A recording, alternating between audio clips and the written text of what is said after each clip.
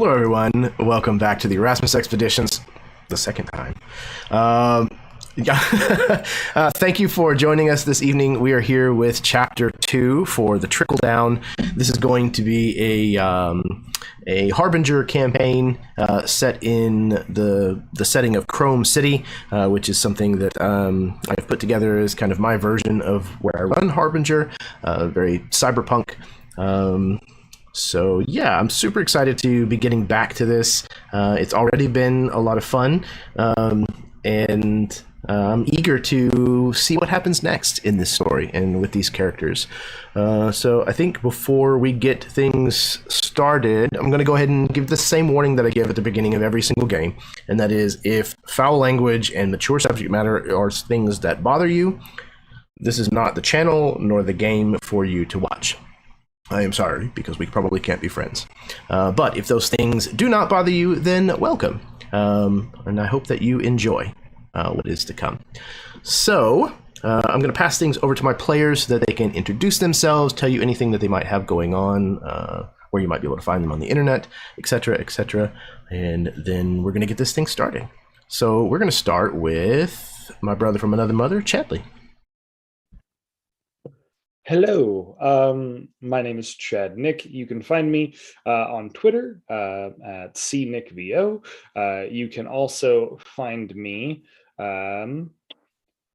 over on Roll Call RP every other Saturday, playing with my other campaign group over there.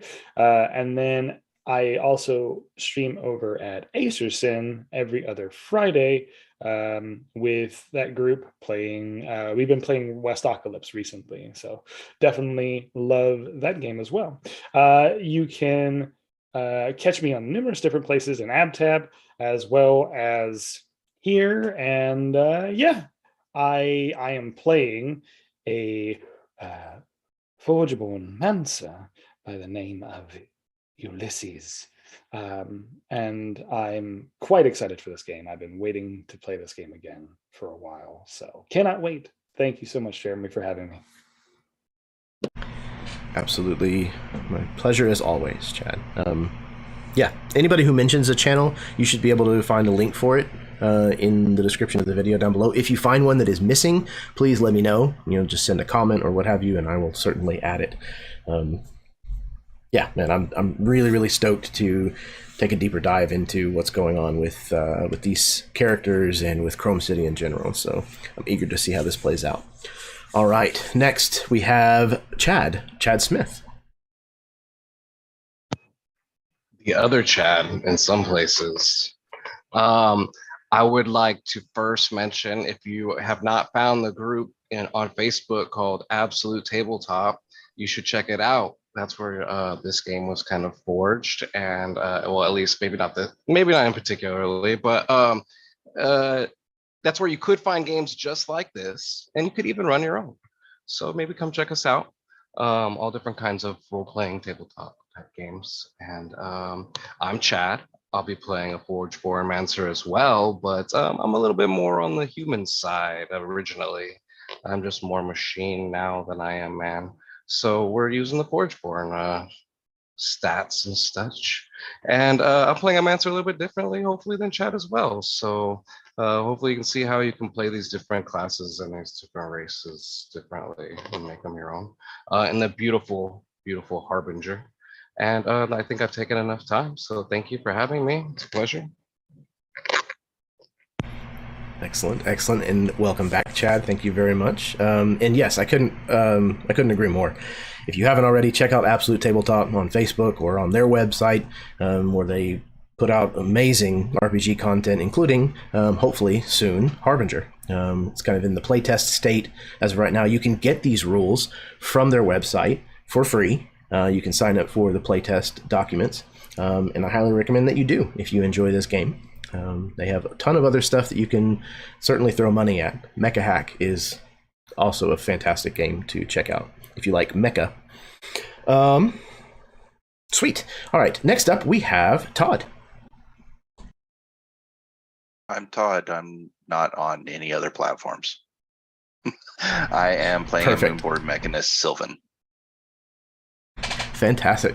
Succinct, short, and sweet. I love it. All right. Last but certainly not least, we have Glenn. Yep, I'm Glenn. I'm on other platforms, but I don't know why you would search me out. If you do, you're going to find some random hiking photos from Instagram and whatnot. But nothing else to plug other than that, hey, we found Jeremy through startplaying.com. So if you want to harass Jeremy and have him start getting games set up for you, reach out to him on startplaying.com. Hell yeah, I appreciate that. Thank you. And I think you can find the link to start playing, or my GM profile, or whatever it is that they call it, in the description of the video as well. So definitely, if you feel the need to reach out and you want me to run a game for you, well, that's one of the methods that you can certainly try. I would be happy to. Okay, I think without further ado that we're ready to get started. You ready to play some Harbinger? Excellent. Excellent.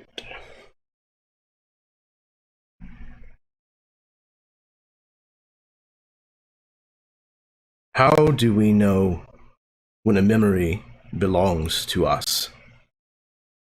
What distinguishes these glimpses of a past that makes us so certain that we are the one who lived them?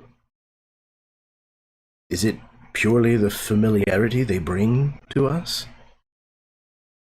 Is it some defining trait that we recognize within our present selves?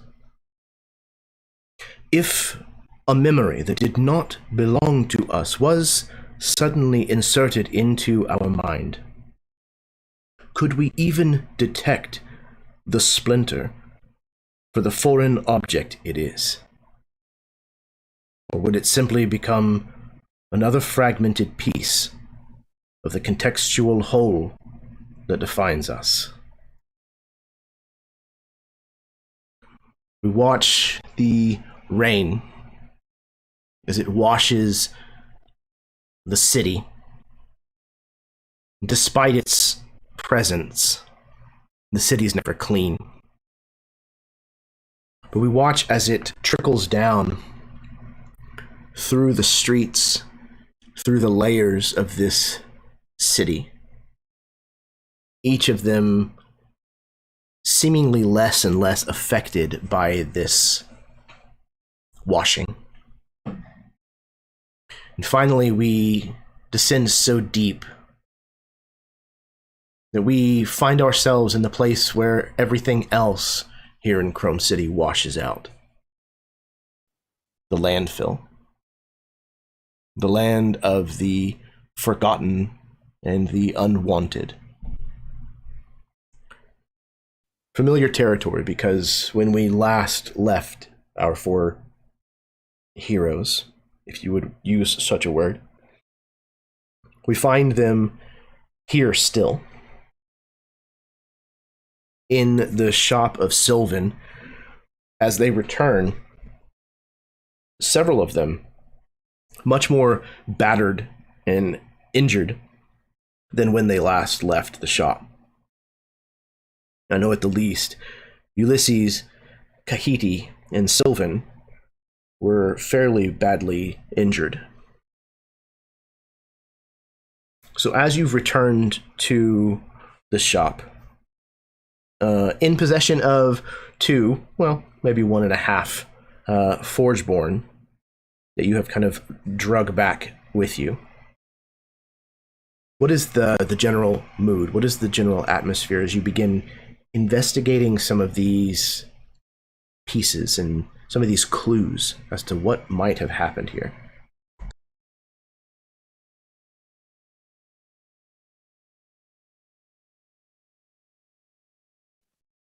I So think. Oh, sorry. Go ahead. As I say, just as a recap, right? The last thing we closed out with was the plans, right? We had just Yes, you had just checked the Glancer that you had gotten off of the Forgeborn suspect that had been chased down here by Ulysses, and the Forgeborn had a Glancer in their coat pocket, and when you checked it, it had the detailed plans of a space station on it. got it. Sorry, go ahead, Ulysses.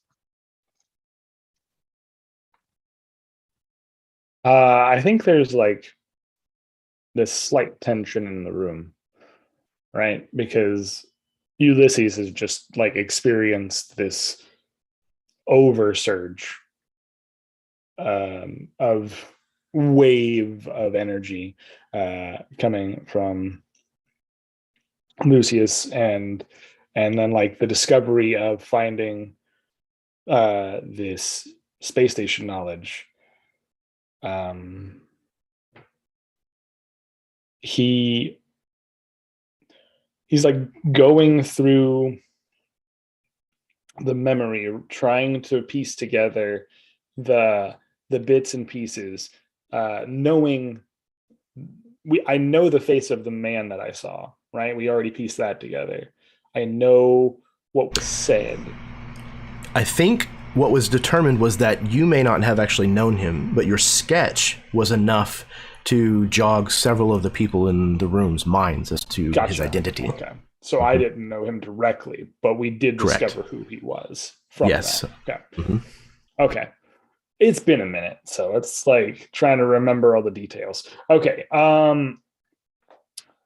Yeah. Do I know? Have I seen this space state, like this station before? Is this something new, or is this something that would be like, when you see like the blueprints for a new building going up in a city, like they recognize that that's something, like if you're going to build a new arena or you're going to build something new, like some people usually know about it. Is this something that would be known if I saw it? Like the silhouette is well known enough that if I saw the image, I'd be like, I know what that is. Or is it something that like I have no clue? It just looks like a space station, and that I don't know exactly where that would be. So I don't think that it would be immediately recognizable, especially not from the blueprints of the building or the station itself. But just from looking at them for a moment or two, you can tell that this is an elaborate complex. This station is fairly sprawling, and it does not look like a it doesn't look like a rudimentary type station. This looks like maybe like sept built architecture. Is there can Kahiti, with Kahiti's bouncing back and forth station to station, moon to moon as a Voidborn for the first 20 some years of his life, any chance we can get more information from like a perception or a review? Yeah, absolutely. I guess let's do tech. Tech roll would probably be the best skill. Let me see, where's my tech? But Kahiti, because you are Voidborn, we've established that your character has spent a lot of time on ships and space stations. You can have advantage on this roll. Let's see if it helps, because 8 is not good to begin with. No. 12 after modifier. Anybody else giving it a go? What was it we needed to roll for that? Tech intelligence modifier. Okay, hold on. Let's take a quick look at what I can do. Okay. Yeah, I'll go ahead and try and roll that and then see what I get. No, I got a 3 on that because wow. Okay, I'm a little frazzled right now, so Understood. Things are not coming together. Yeah, one of your optical sockets might be like kind of hanging out, just chilling. Okay, so Kahiti, you don't identify what this is, what purpose it could serve, but the one thing that your tech roll will net you is that you can see several large bays that are kind of laid out on this blueprint, this diagram. And your instinct, your knowledge of these kinds of drawings, however, small it might be, leads you to believe that these are probably for something being manufactured. It doesn't necessarily look like there's a docking bay for ships. This is not what that is on this space station. It looks like something might be being built within the space station. Yeah, okay. So Sylvan, yeah. It's not wrong, but it's not right, yeah. Like doesn't seem to match up. You want to take a look, see if you can figure out what tech they got in here? Recognize anything?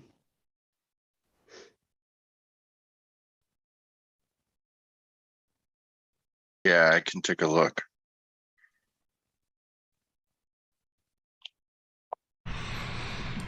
Okay, so same thing, tech roll. 10. Again, this is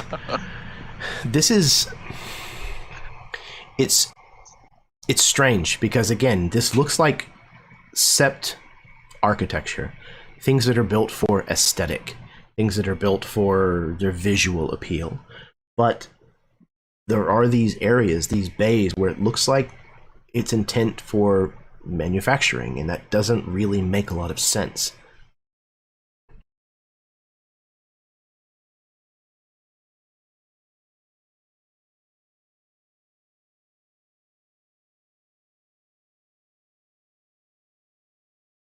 Okay. Right. What about the other guy? We didn't, just to clarify, the original one wasn't dead, right? Knocked out. And then you've jacked in to get the image. I tried, Yeah. just to get into his memory, yeah.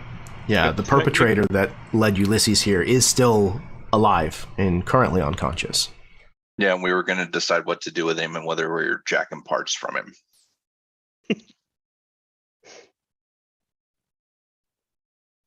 So on to that, yeah.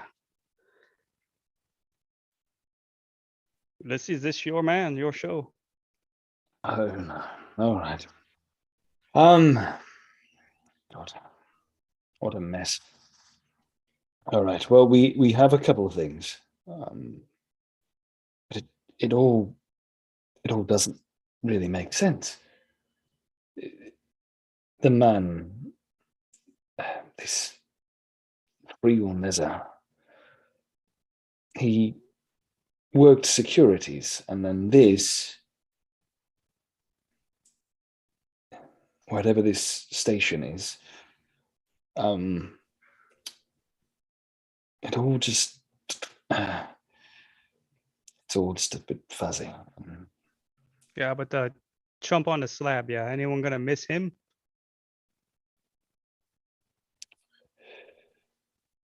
I don't doubt it. What about you? Yeah, you okay if he disappear, or you need to take him in? The lawful thing for me to do would be to take him in. He is a perpetrator, and I should see him to justice. However,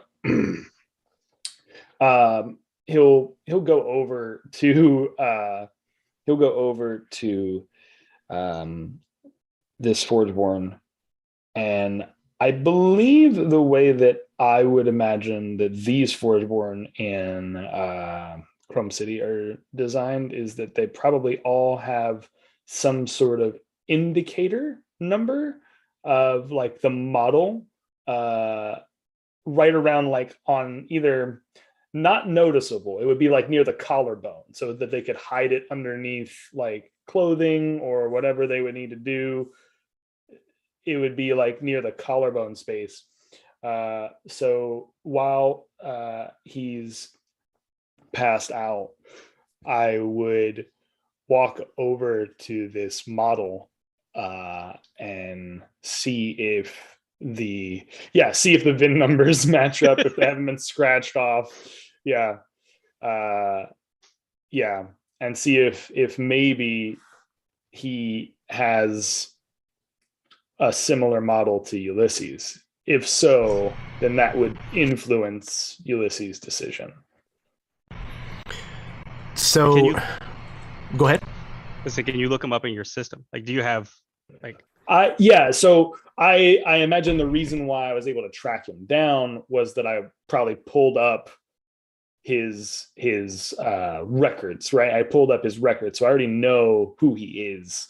I imagine that probably already showed me a VIN model, but maybe I want to just clarify it. So interestingly enough, the only thing in this Forgeborn's file is just that they are a wanted individual. Oh, okay. So it doesn't have anything. It didn't have any. Nope. Everything else was redacted or blacked Yep. out. Gotcha. Yep. Okay. CCPD sent you after them, put you on their trail. Cool. So yeah, I will definitely now I'm even more intrigued, because why would this? Because, and it's weird.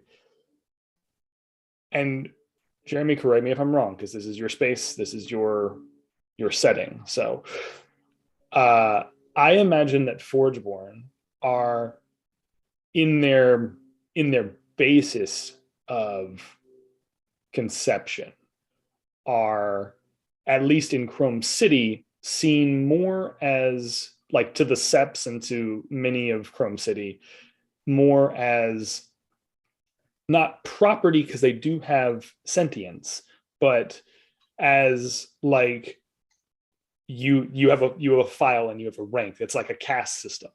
They are cast to do a job.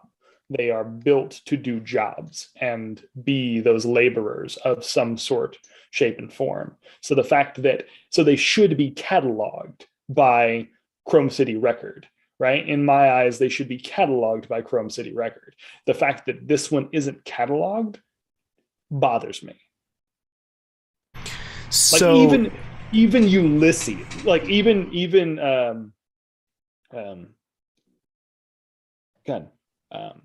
Lucius is on the registry. Even Lucius has like a VIN number I can look up, and I know his record.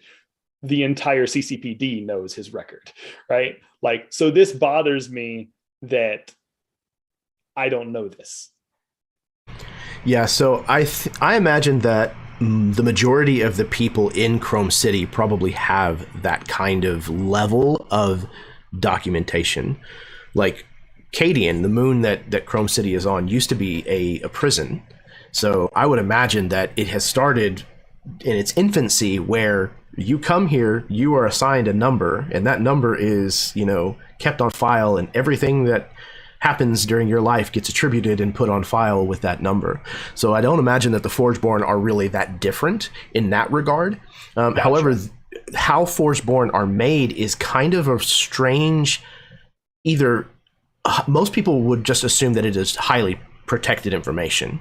There are corporations that churn these things out, and they are typically made for a specific purpose. There's ones that are made for menial labor. There's ones that are made for, surrogate children. There's ones that are made for companionship.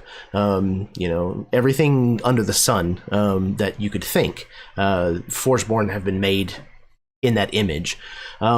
But many of them do form and have their own identities, and oftentimes whenever they're no longer needed in service, they go on and serve, or live kind of normal lives after that, because they outlast most of the people that bought them.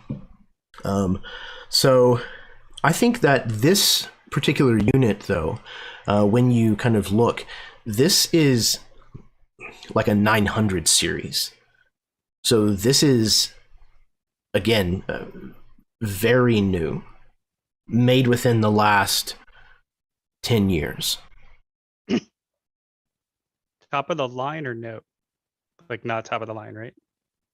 So expensive, definitely an expensive model, but it's hard to really kind of determine what this thing's purpose might have been, or is, since since they are still alive. While it's still alive, before I decide to pick this thing apart, I couldn't pick its brain, brute force wise. So now I think I'm gonna lean into interrogation, right? And I'm gonna try to wake it up while it's strapped down. So I like that, but hear us out. Yeah, you he's expecting, right? You have boundaries, right? You're saying that I have Me, limits. he's not expecting. Huh. Me, if he recognizes any of this, he knows I have no boundaries, or not ones that he has to care about. So I'm thinking more along the lines: darken the room down, Sylvan out of sight, locking him down on the table to keep him locked in. Lucius got a bit of a reputation too. Lucius and I in view, you behind him with one of the scatter guns to back his head. Maybe loosen him up a bit more. That seems excessive, but Tuesday to us, yeah. it could work. We've got to get something. You don't want another jump? No, thank you. I appreciate it, but I never want another one of those unless I absolutely have to. Turn all the lights down, pull the main light right into its eyes. Lucius, just to be honest, yeah. I can talk, but not as good, yeah. So I think I'm more of a visual appeal than physical, than articulate, yeah. I like talking with my hands myself. All right, well, fine. You two can do the intimidation. I will do the interrogation.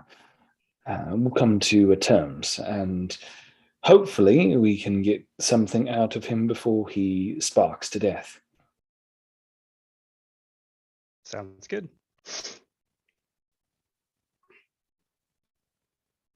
All right, so we've got we got the lights set up from Todd, right? We're set up there. So Jeremy, I think we're ready to pulse him back to life. All right. So you give a small jolt or whatever the, mechanical equivalent might be, to kind of smelling salts, to waken this individual. They open their eyes, blink several times, and you can see the kind of red irises of their eyes kind of dilate in, kind of close their eyes against the brightness, the harshness of this light that's shining directly in their face, struggles against the restraints for a moment, and then you can see a sense of panic, alarm kind of dawn on their very pale, synthetic face. What's going on here? Where am I? There it is. There's the recognition. Yeah. Where you are is not important. What you do while you're here, that's important. Yeah. So some folks gonna ask you questions. How you answer those questions gonna keep me happy. You don't want me unhappy. I have no idea who you are or what you want, but ask your questions then. I need to be free from here as quick as possible.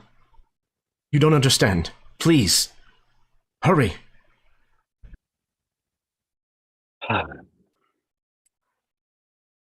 You ran away from me. First off, that's not acceptable.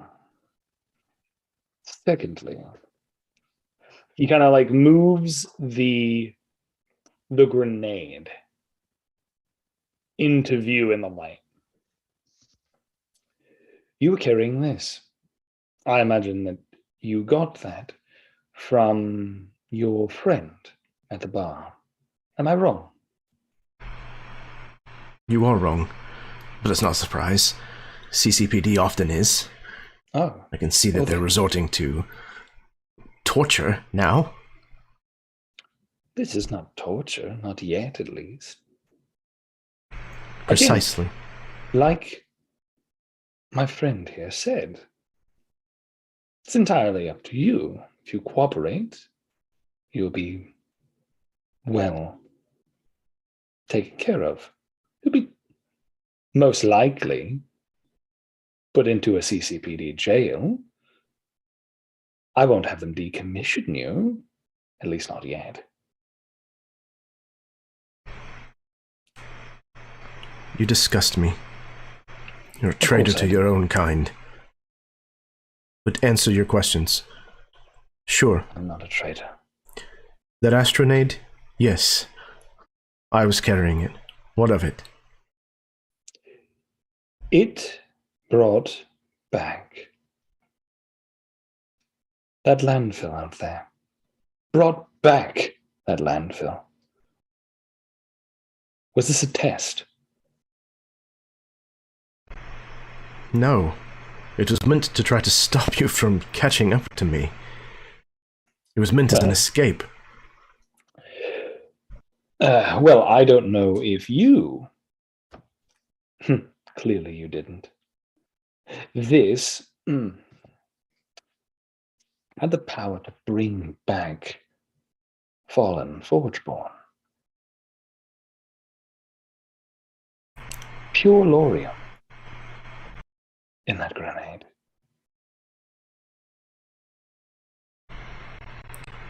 You cops, none of you have a clue. You have no idea what's going on right under your noses. You've never seen a Paragon-class Lorium vial before? Would Ulysses have seen one, or no? This is probably his first. Is this his first foray to that? The vial that you pulled out of the astronade has WHI written on it. Last session I said WMI a whole bunch. Right. I was incorrect. It is WHI. And it is a strange, again, cutting-edge technology looking vial. It is not something that you are super familiar with. However, you have seen one of them before. You have one of them fused inside of your brain at the moment. He takes a moment and thinks about it.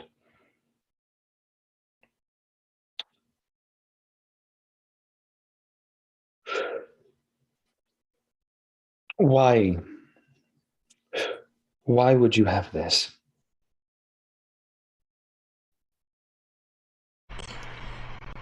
And who exactly is this man you met? This Frel Neza. You can see confusion kind of pass over their face for a moment, and then their eyes widen. You dove into my memories? Sometimes the laws that we are not meant to break have to be bent to achieve those goals. As you can clearly sound see, like a cop. As you can see, he says that, and then he steps forward a little bit, and doesn't show his face, but shows the absolute shattered arm, and then like just sparking bits of his torso. I was at the ends of my rope, so I did what I must. And do you think it's any different for the others that you've arrested for committing crimes? You think that they weren't at the ends of their ropes too? That's what this city does to people. It pushes them down and down and down until they end up here, or worse. People don't commit crimes out of fun. There's something for the rich above the smog line.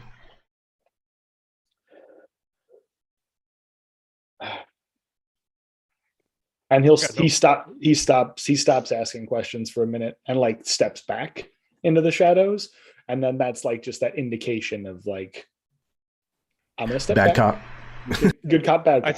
I think Katie will step up and be like, what makes you think we got any problem with committing crime? Yeah. I've had a lot of fun doing it, actually. Don't mistake the fact that the room's mixed. That means that all our morals are aligned, huh? No, it's not how it is. See, way I see it, you got a few options, not any of them good, yeah. So in the last few parts of the last few cycles, yeah, you created quite a ruckus in my home. Fucked me up with your little toy there. Brought Ulysses crashing through my friend's place, right? And stirred up a whole hornet's nest of attention I didn't want. So you can either ask her some questions, stop being an asshole, maybe you walk out of here, or we convince Ulysses that maybe easier to find parts here to fix him back up than go somewhere else, yeah? So why don't you tell us where you're going? Because obviously you seem to know so much shit, but you didn't know what you were carrying. I assume from the way you were talking about, what's his name? The Nesbit guy or Niza. So where were you off to in such a hurry, yeah? You're so into crime, no need to run from Ulysses. I don't run from Ulysses. So where were you off to in such a hurry, yeah? I came here searching for something. Another one of these Lorian vials. A Paragon class. And this Forgeborn's eyes drift over to, like, the other half corpse that you brought back with you, the one that you found this suspect kind of starting to open the back of the cranial cavity on. Couldn't go to the market today, huh? They're not exactly available freely. Besides, this one is a particular vial. I really need to impose that I should be on my way, in possession of that vial. Listen, you think that you have the upper hand here, but you have no idea who you're dealing with and who else is hunting me. It's not some prick cop. Oh, someone who pays better, huh? Works for me, yeah. They will pay you nothing. They will kill every last single one of us. It's just us now.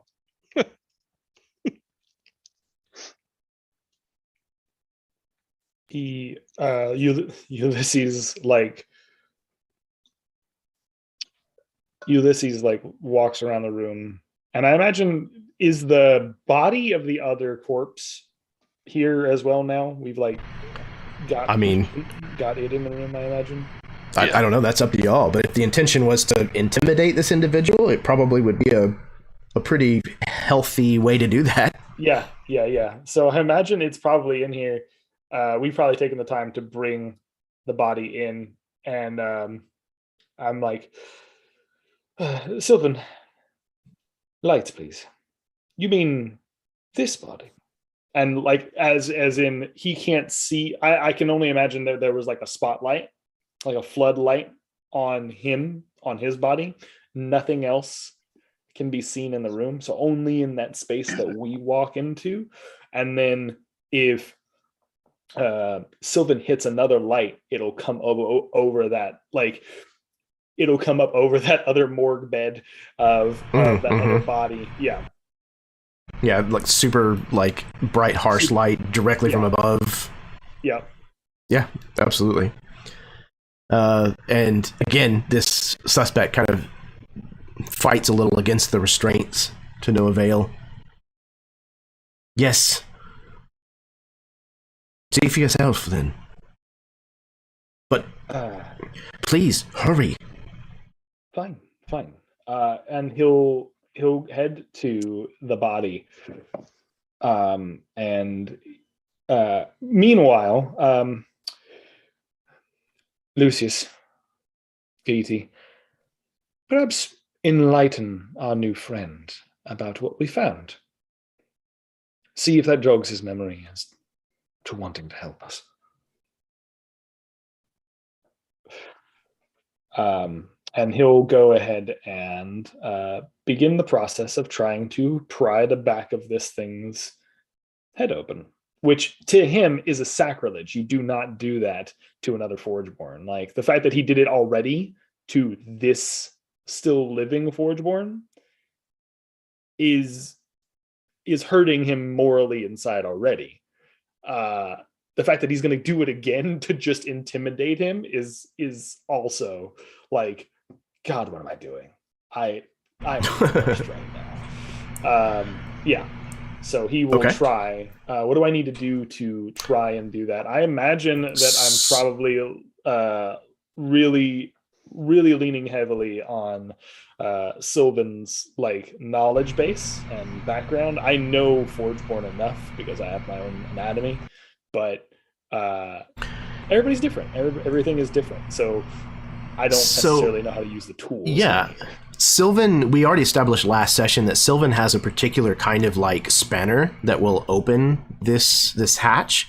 It's the kind of thing that, you only really find, in government installations and on the black market kind of thing. And, we established that this Forgeborn had swiped one from Sylvan's shop on its way through the first time. So, yeah, Sylvan can absolutely be working on getting that open. Okay. Yeah. Yeah. I'll leave that to you then, because I know that I am not going to be skilled at that. Okay. Yep. So yeah, as that is kind of going on, that procedure will take a few moments. Is there anything that Kahiti and or Lucius are kind of doing to continue this interrogation? Let Lucius go first. Anything you want to do? Sounds like you don't have any answers for us. I've answered every question that you have asked me. Not that you have asked me many. You're mostly just trying to make yourself seem scary. So who's the big bad man chasing you then? Yeah. Or bad lady. Yeah. Open-minded. Have you ever heard of someone named the TikTok the Croc? This is a children's book. Actually, though, would Kahiti have known who the hell he's talking about? Possibly. Roll a lore check. I think that's what it's called. Yeah, lore. Not my best Harbinger. modifier. Not good. I'm not going to know who he is. I can tell you that. Not with a 3. Okay. Anybody else know the TikTok? He's some kind of new musician.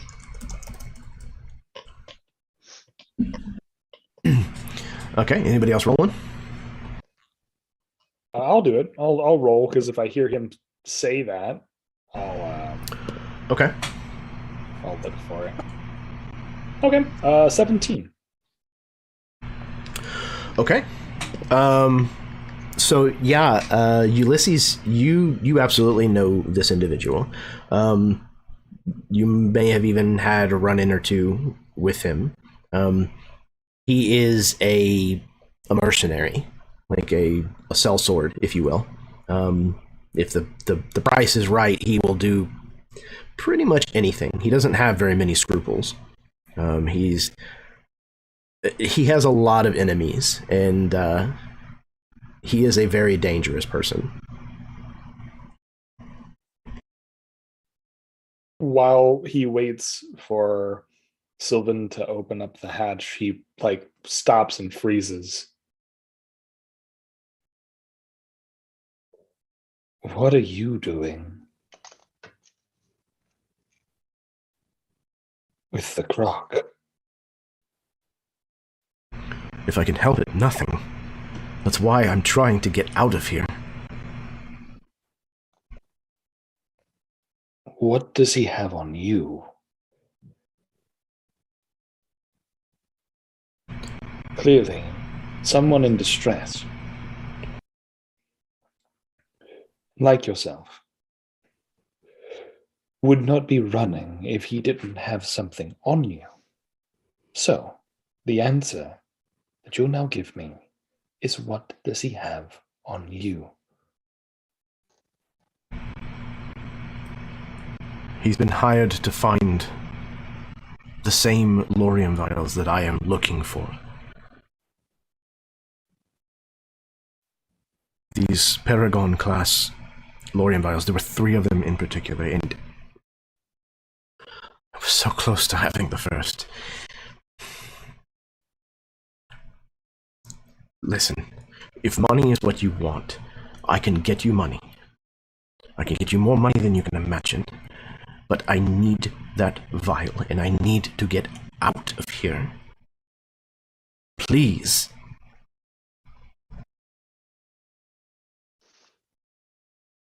What exactly do you need the vial for, and where are you going? This individual kind of heaves this exhale, if you want to call it that, from a Forgeborn. And their eyes leave you, Sylvan, when you're asking this question, and dart again to Ulysses.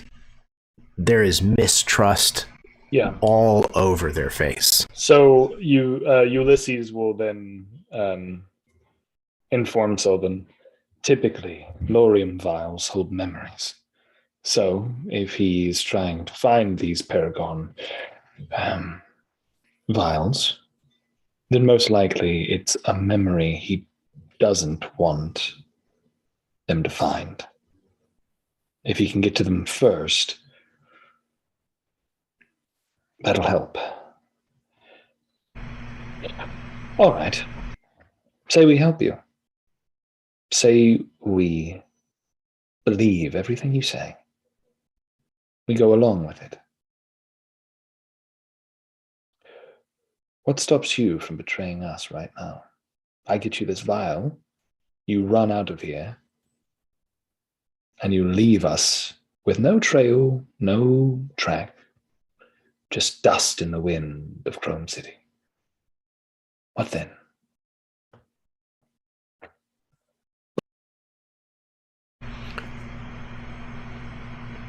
You don't understand that the people that you work for, they work for the same people that hired the crocodile. Most of us here don't work for anyone but ourselves.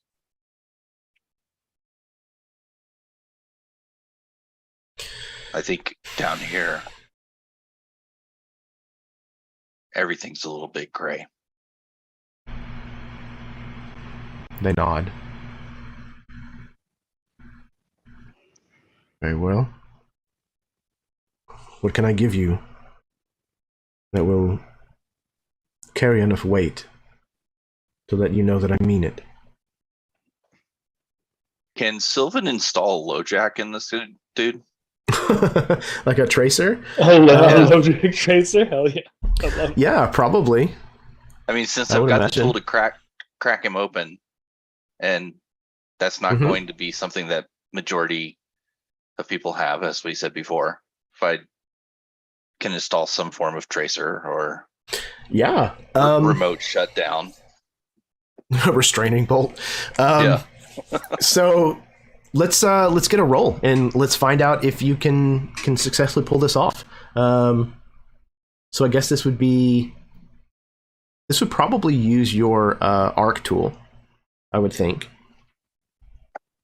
and then would probably be a tech roll. Okay.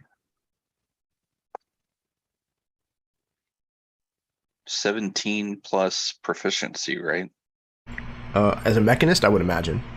Yeah, so 20, not nat. Okay. So, yeah, I mean, you probably even have one kind of, on one of your benches somewhere, that you took off of another, Forgeborn at some point. You just kind of blow the dust off of it a little, and, install it within just mere moments. This individual doesn't seem particularly keen on it, but when it becomes clear that that's kind of one of the conditions, they will allow it. Yeah, I'll ask for consent first before installing it, but it will be the terms and conditions of. Yeah, I figured. And again, hesitant, reticent to do so, but will agree to it. Look, the CCPD is Well, they're the CCPD. They're bought and paid for, just like the Croc. And I'm fairly certain that it's the same person. WHI has deep pockets, and they want these memories gone. They contain, as you said, they contain very sensitive memories, and if we could just collect them, it might give us the information that we need to stop what is happening. What is your name? You have a name, don't you? My name is Cherium. Cherium. Well,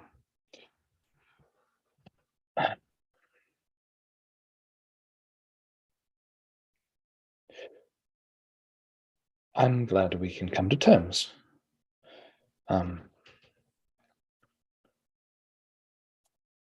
He begins to. I imagine that Sylvan has given me the moment to have that hatch and the other one opened up, and I'll immediately grab the Lorium vial from this other companion bot, and I'll hold it up, and I'll walk forward, and he looks a wreck. Ulysses is garbage right now.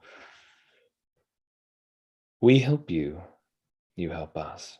If what you say is true, then you continue to have all your parts and continue to live. Lie to us.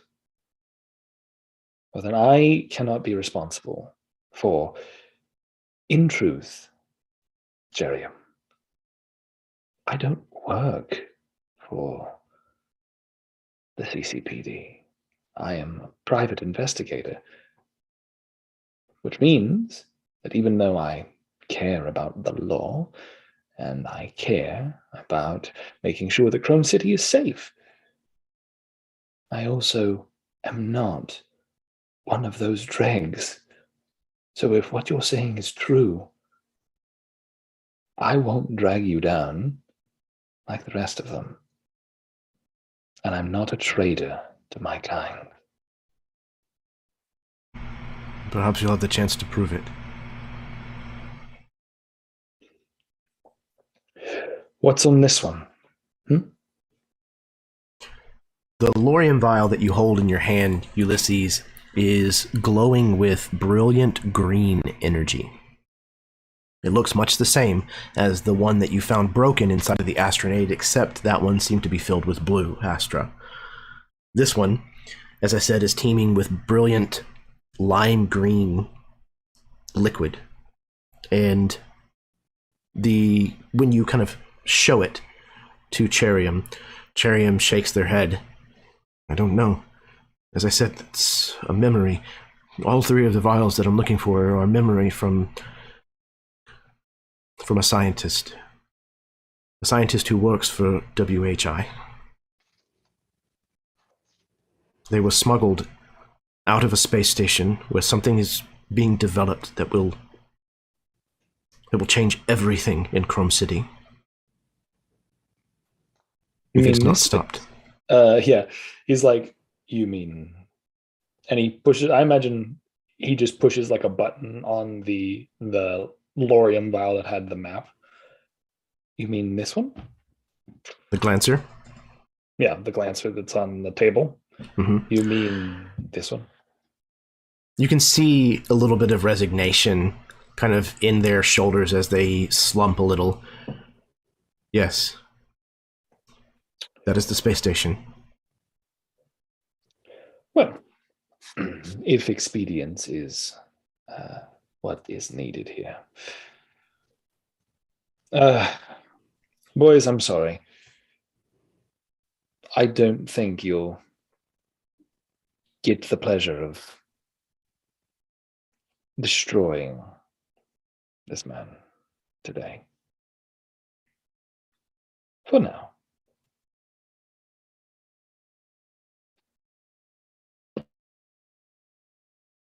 You're just gonna trust that he's gonna walk out of here and not get rid of that thing? No.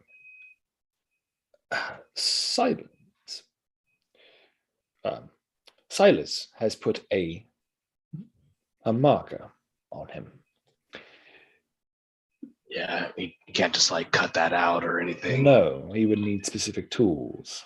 That's the reason why I would choose that. So, you go ahead. You leave here. You betray us. I send these two to hunt you down. Because I'm done chasing you. You either tell me the truth and let me follow you, or you die. And I turned a blind eye and never solve your case.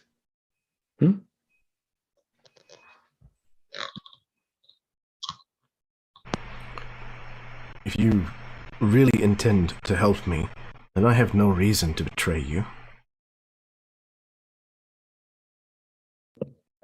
You said WHI. Does that like trigger something in Ulysses? It's potential. Anybody who wants to could roll lore. Okay.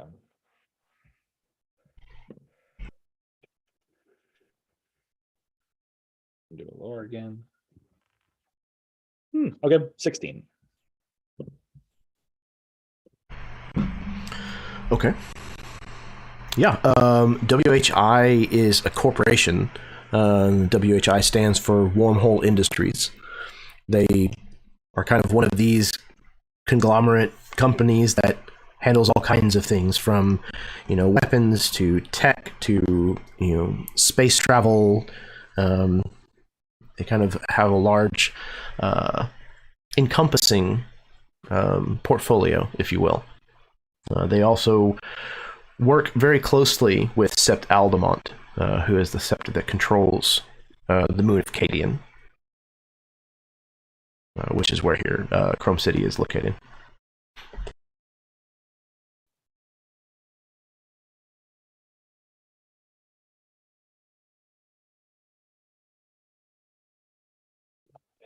Okay. So what I gather of the things we've learned, Wyrm Hole Industries is after you, and they've sent the croc after you. That's troublesome. Well, I can't prove that it was them, but I'm but certain that it was. That's what you're assuming. Yes. So the only way to catch a shark like the croc is to send the chum back out into the water, is it not?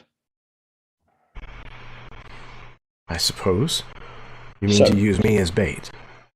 You now have a vial that they want, as he strides forward and places the vial into Cherium's hand. Yes, but there are two others. Right. You will be looking for the others. We can now track you. So, you leave here. We follow you discreetly. We'll continue looking. And when the time comes that they try to come and hunt you,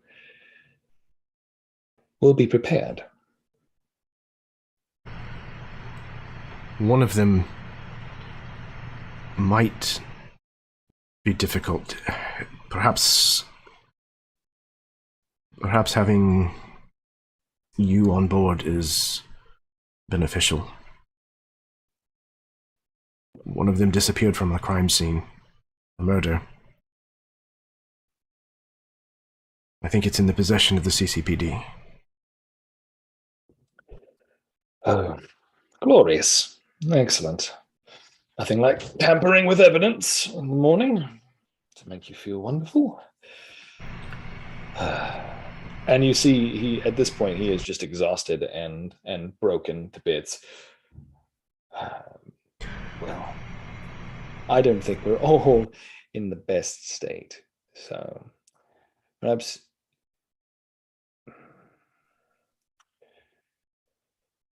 Sylvan, if we stayed here a while, do you imagine you could repair us? And then we go about our day and try to find things. Because the longer we wait, the worse it will get.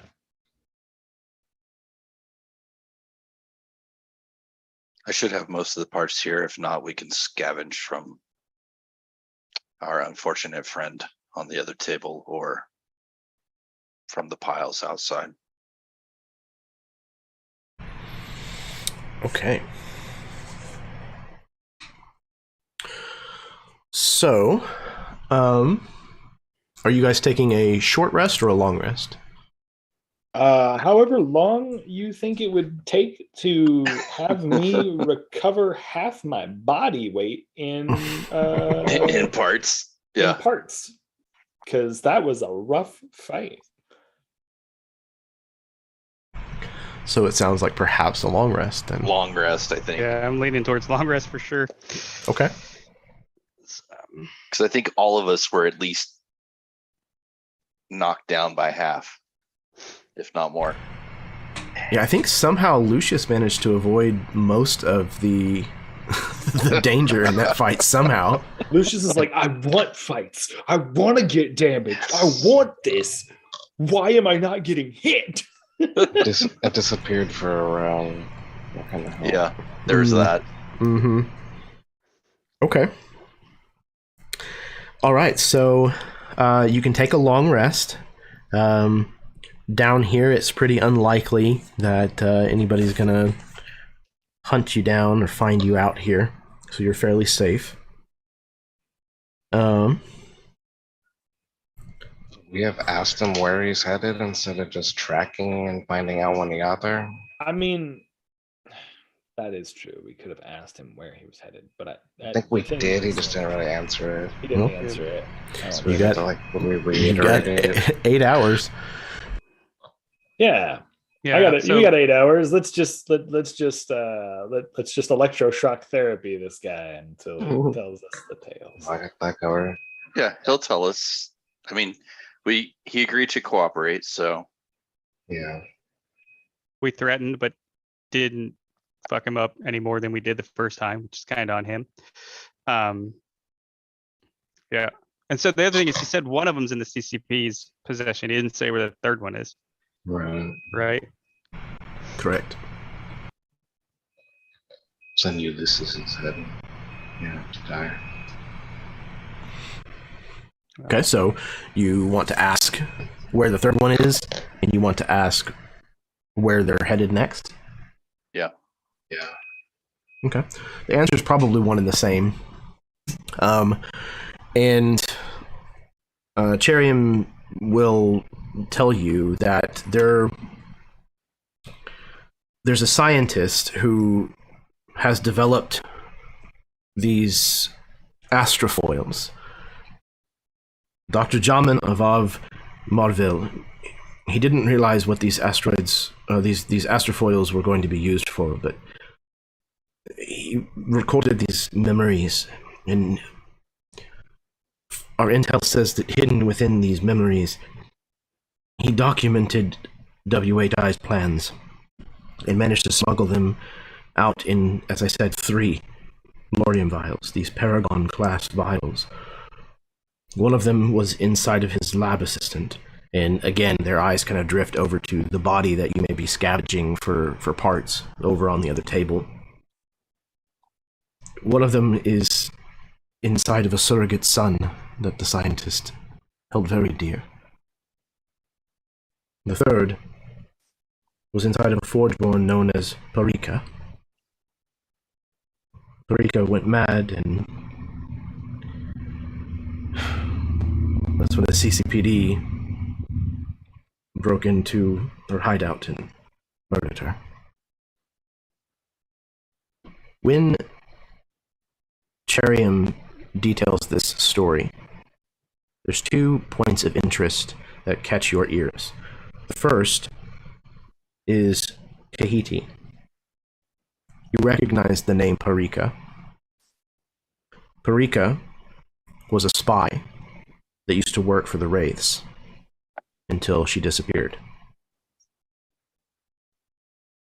The second point is Ulysses. You worked this case. You broke into this hideout. You were there whenever this Forgeborn who had gone mad and opened fire on you had to be taken down. More distinctly, that is where you found the Paragon-class Lorium vial that you now have fused inside of your skull. And it is where you found Peter and Wendy.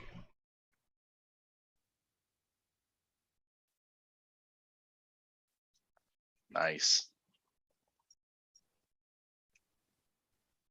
His whole body goes not slack, but you can definitely see a tenseness to it. He looks back at Cherium. Just for clarification, you said just the one vial. Is the vial from you said Parika, right? Is that the Forgeborn that Yes. we're taking the vial out of right now? No. Oh, okay. Parika was an individual that you crossed paths with some years ago. Okay. Okay. And But again, Parika was kind a of Forgeborn that went yes, mad. yes, yep. And in something in how that case came about, you found the Lorium vial that you now have implanted in you somewhere on that crime scene, and call it curiosity or what have you. For whatever reason, you attempted to put it inside of your own skull to try to read it, and it fused your skull shut.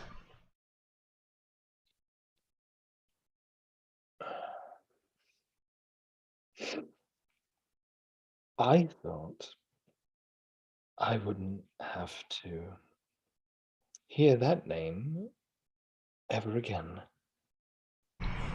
You've heard of her? Yes. I was at that raid.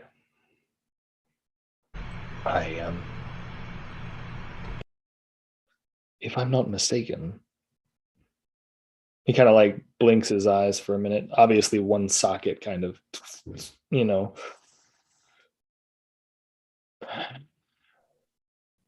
yes, and actually I think I may have been the one to deactivate her. So then you know where the Lorium vial is. You must have turned it in for evidence or something. Please tell me you didn't destroy it. No.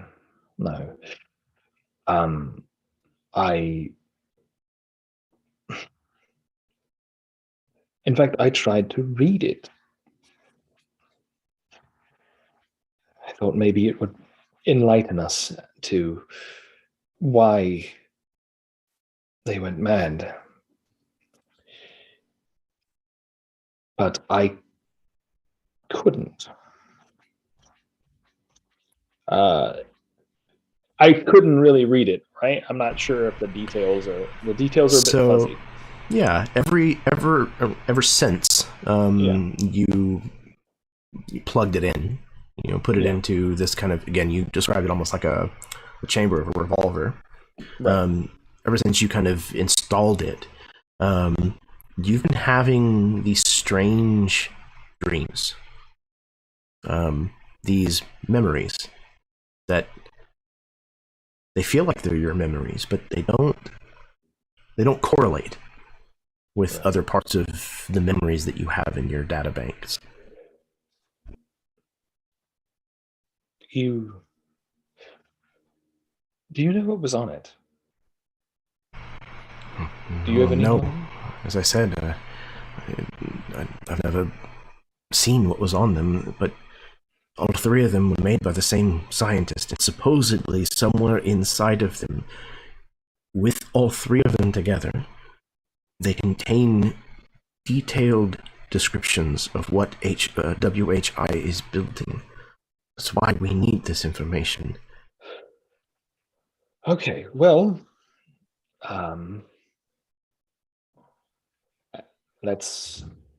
we can at least mark that one off the list.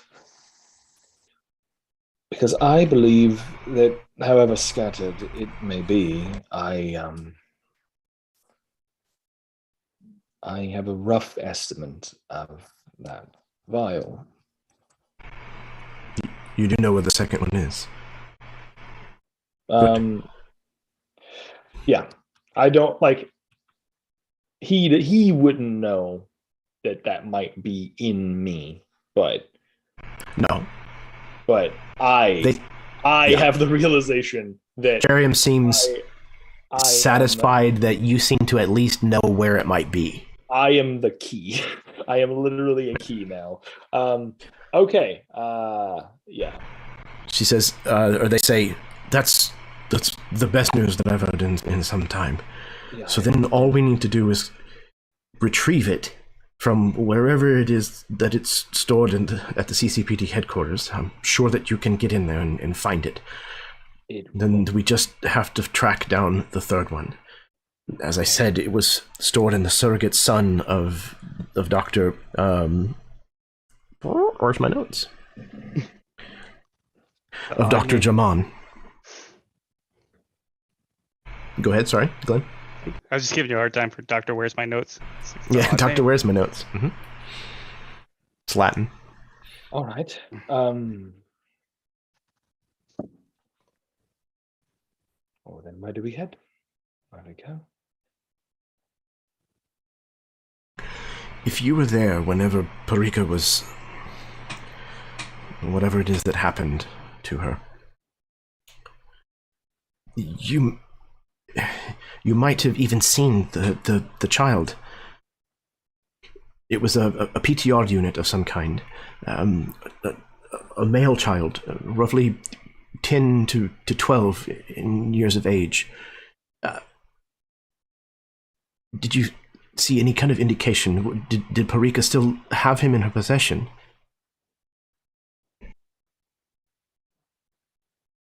Upon that realization, he doesn't respond to Jerium at that point. He immediately looks to Sylvan. I need you to repair me as fast as humanly possible. Now. Agreed. I don't care if it takes parts from him, parts from your landfill, parts from anything. They don't have to match at this point. He looks to Lucius. Just do us a favor. Let's not end up like him. Other than that, I'm fine.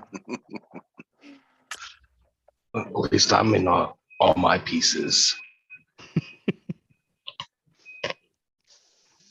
Fair enough. Yeah, you can see that there is like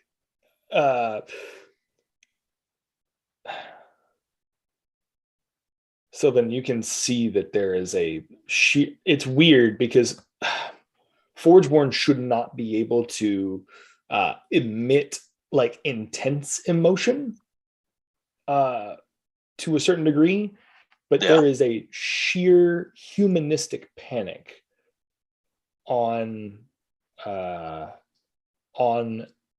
Ulysses' face right now. Please. Get in the chair. He'll immediately just hop in the chair and just trance out completely for the next X amount of hours. While I'm doing that, Jeremy, what I would like to do is try to purge back into my memory and see if I can get details on the memory that is jammed in my skull. Okay. While you're doing that, and Sylvan, you get to your handiwork, is there anything that Lucius and Kahiti, and for that matter Sylvan, are doing otherwise kind of during this 8-hour long rest? I'm entirely focused on fixing Ulysses. I could use a drink because I didn't get to hit anybody enough. Yeah, I'm sure you could probably find what passes for a bar down here somewhere. I'm sure I have something in the back. Yeah. Better I can send him to one of the family bars, one of our fronts for that. But I think Kahiti, after hearing the Parika's name and seeing Ulysses' response, which I should probably just check to see if I even pay attention to that on perception. It took a while, but I may have got it. Isn't going anywhere until he can chat with Ulysses, but he's going to take advantage of the current situation. And while he's tranced out, I'm just going to be waiting, resting, and relaxing until he comes to, and I'm going to make sure that Sylvan sets it up so that he comes to in a semi-vulnerable but isolated position with me. Fantastic. And I'm still trying to pick up the damn thing I came shopping for, which is just the kelp freeze dryer, so I can freeze dry my damn kelp pucks. I imagine Kahiti's like spread out on this like couch that's been like duct taped in certain places, and like one corner of it is sitting on like stacked like engine block looking pieces so that it's semi-level. Yeah. Okay. Cool. Well then what we're gonna do is of what we have planned for this evening. So sit tight. We will be right back. Destroying Ulysses' family.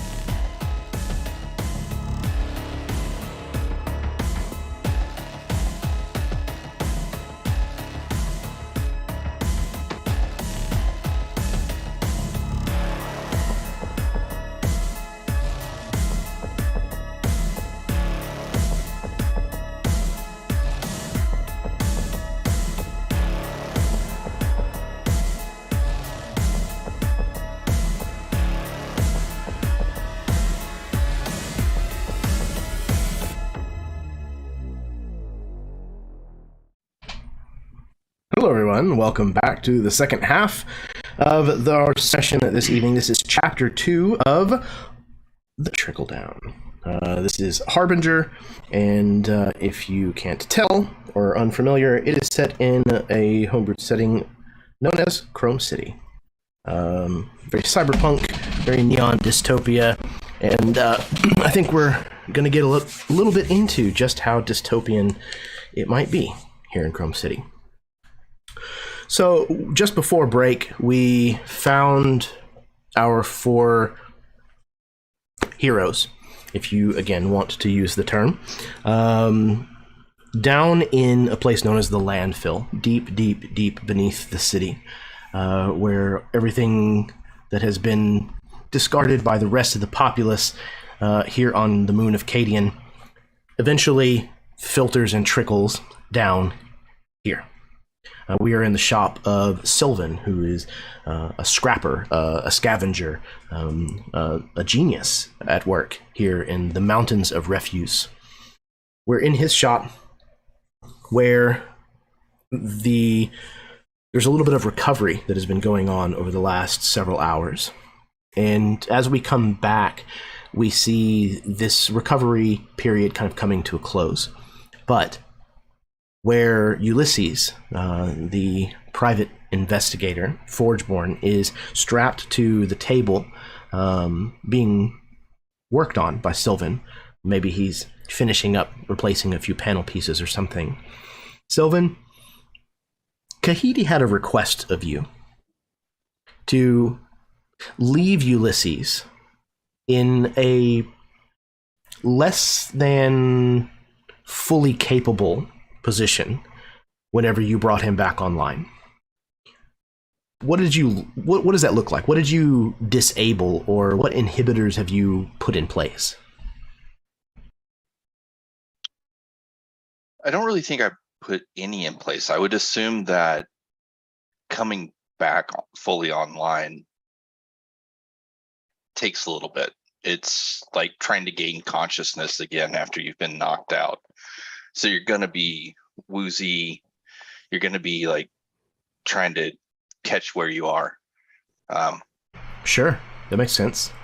I'm okay leaving the primary light on and giving Kahidi and Ulysses time together and stepping back from that. But I don't think I disabled anything or made anything go slower. Okay, yeah, that makes perfect sense. It's almost like waking up having been under anesthesia, kind of equivalent. Exactly. So, all right, So, then, yeah, Kahidi, go ahead. I was saying and Sylvan doesn't have to, I'm not going to ask, Kitty wouldn't ask Sylvan to leave the room or anything, because Sylvan is friend of the family of sorts, right? Lucius is getting a drink in the other room or whatever. We don't know him as much. But for this part, I think we would just be asking Sylvan to, hey, maybe you fix the that freeze dryer for the kelp pucks, for the squig, so that I can have a real word with my friend. Oh, hey, Yeah, let me get it. Ulysses. You there, bud? You back awake now, huh? Yes. Okay, and then so Kahidi's gonna lean his axe next to Ulysses' head for the next few minutes. Why is that? He's like, yeah, so I asked for a few minutes, yeah. I'm gonna need an answer too, before we go any further. Back there with the cherry man, you mentioned you knew a little bit about Parika, huh? Kind of just shaking the cobwebs out. He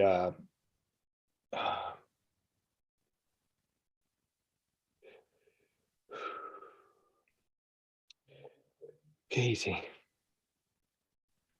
I respect what you are trying to do. I do. However, understand when I tell you, I do not have time to answer your questions about memories. Understand me, Ulysses. You're going to answer this question or you have no time. So think hard, answer right. When you ran into Parika, you shoot first or she shoot first?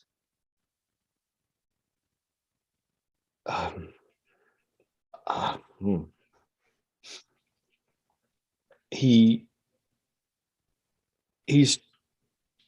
basically blacked out that memory. Like, specifically, he did not want to remember that day outside of a few specific glimmers, right? A few specific things that, like, he holds on to and he's keeping close to the chest. But Jeremy, I don't believe that he will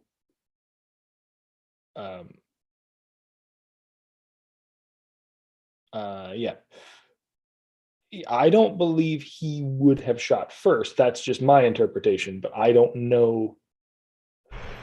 I don't know if that's true, because right now the memory is jumbled. So, like, for me, it's about me trying to answer Kahiti correctly. I don't want to lie to him, but I also don't know in this heat of the moment space if that's so correct. In this regard, we are very much in wet cement. So you tell me how that played out. To whatever degree Ulysses does remember it, and however much he wants to be truthful, that's up to you. Listen, there are certain details that I know specifically and there are others that are things I would long wish to forget. I remember Parika was acting unstable. And I remember the crew barging in. I do. I remember all of that. I remember seeing... was the place that we went to a factory, right? It was a... So the way that I'm picturing this in my head is kind of the scene from the original Blade Runner, where Roy and them are hiding out in that kind of like multi-tiered, was an apartment building, maybe, sort of. Yeah. Right. We scrounged the floors, and in almost every floor we found, and from his memory, this is exactly what I remember. We found bodies, Forgeborn, some children, some adults, some adolescent. All were, for the most part, decommissioned, much like the way that the landfill is. However, and what you do not understand is, Parika ran into this building. She hid from us. Now, I am not one to shoot first and ask questions later. I wouldn't do that. So I'm telling you what I remember. I remember drawing a weapon. I remember her fits, and I remember her saying certain things. But I do not remember what was said specifically. That's why I was trying to find it for you. trying to make sense of all of this. There were certain details I needed to find. And right now, if I'm being completely honest with you, I can't tell you if I shot first or not.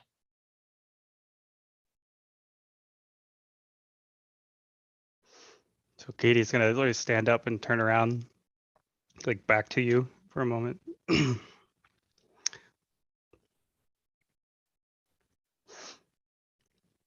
I know you, Ulysses. I don't like you. We're not friends.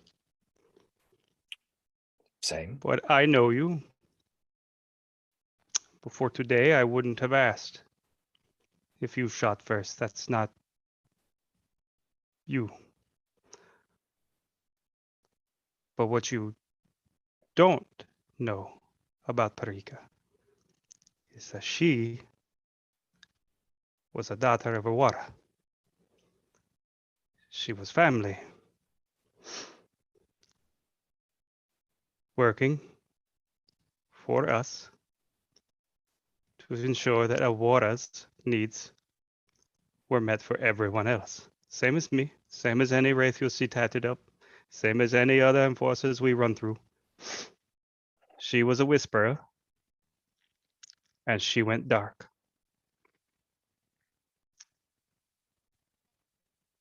So, I'm gonna go off what I seen and assume what she got caught up in while she was there gave you no choice. But at some point soon, we're gonna have to talk about that night, what you found, what she was doing, and how she ended up where she is. You want answers? I want to give you them. I do.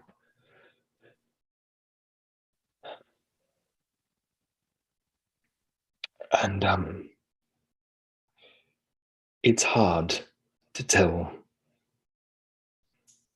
your kind. I don't. Sorry, not that was rude of me. Non-Forgeborn may not understand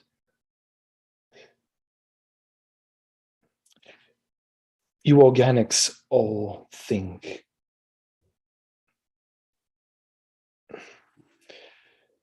uniquely. You're all individuals. Many Forgeborn have programming, but we are just like you. We are. Despite what people think or what the media says, what they will try to propaganda.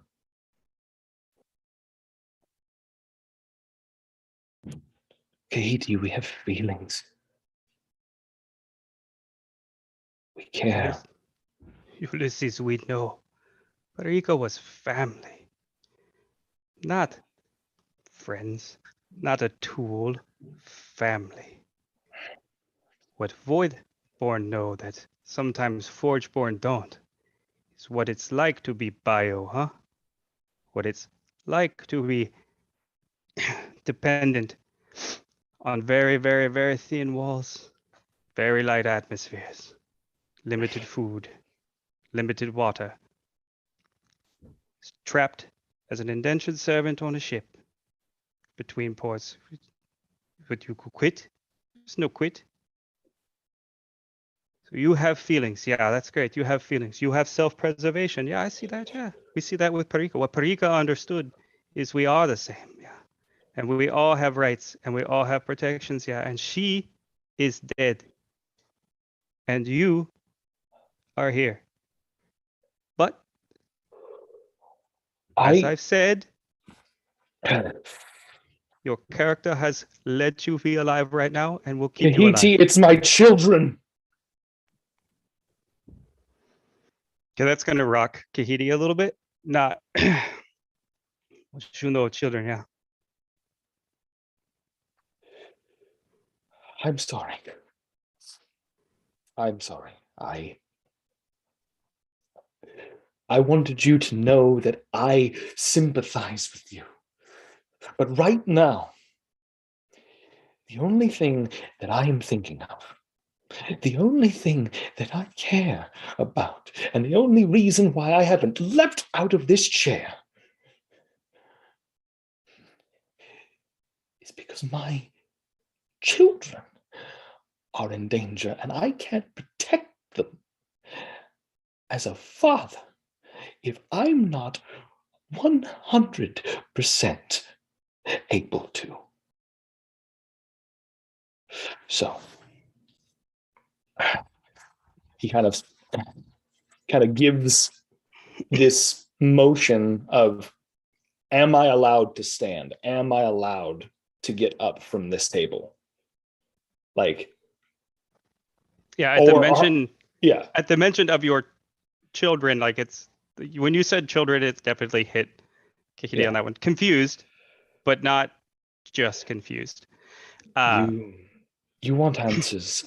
I think I have answers for you. But the only way that I can show you those answers is if we leave here right now. Because if Cherium is correct, if they are hunting after these Lorium vials,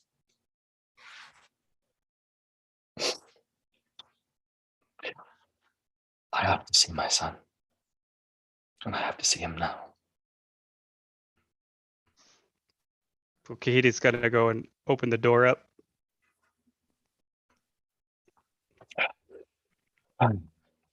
Silence. Do you have a... I'm not going to say a phone, because it's not a phone. Or, sorry, Sylvan. Do you have...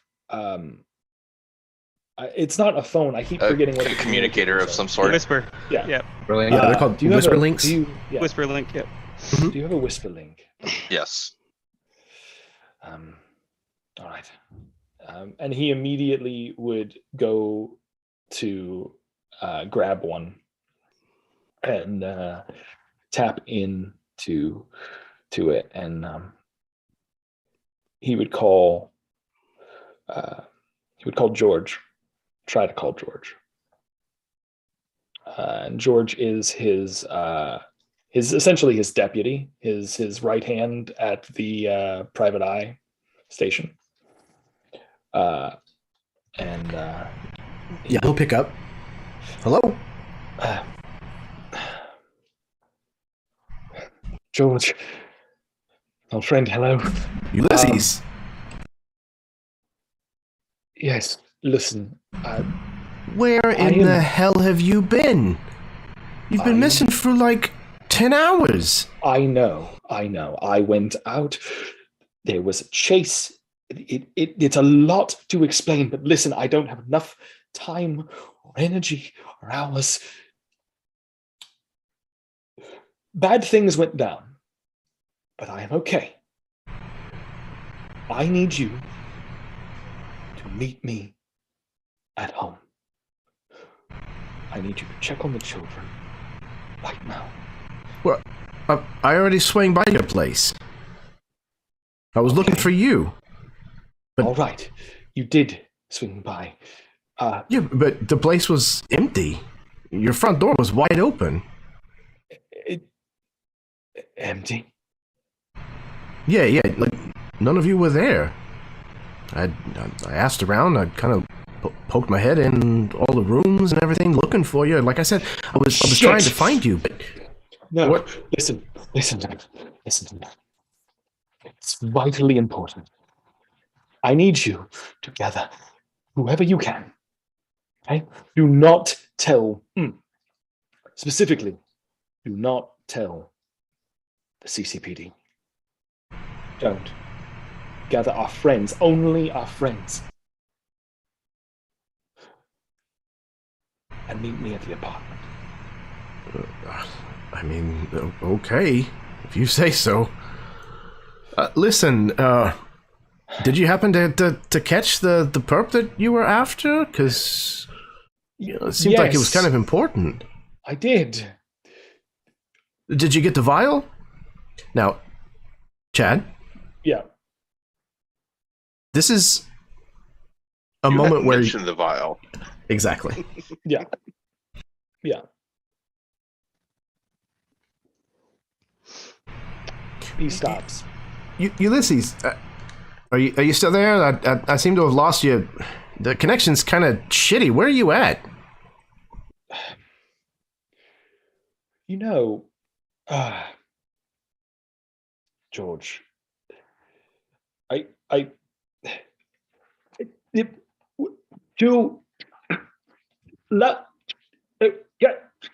Ulysses? And then you're like tap the. you hear him like the way I want to put it is that like when you put a microphone too close to a speaker and it creates that like really high pitched feedback loop. Loop. Yeah, that's exactly what it is he puts I imagine that he puts the whisper link a little too close to the Lorium vial in the back of his head, right? And that energy from the Lorium just and maybe even like shatters that whisper link and fries it. fucking traitor. George has been like, oh damn it. Meanwhile, Sylvan, Ulysses hands you back this busted whisper link. I apologize, friend. I know you can fix it. I know you can fix it. True. I tossed it onto the counter next to all the other ones that are busted. Oh shit. And you see this like, as opposed to someone who was confident, as opposed to someone who was confident at the beginning of all of this, you see this Forgeborn who is just deflated and defeated, and he sits down in the only thing I can think of is like either this rusted out old like lawn chair looking thing or like a beanbag made of nothing but like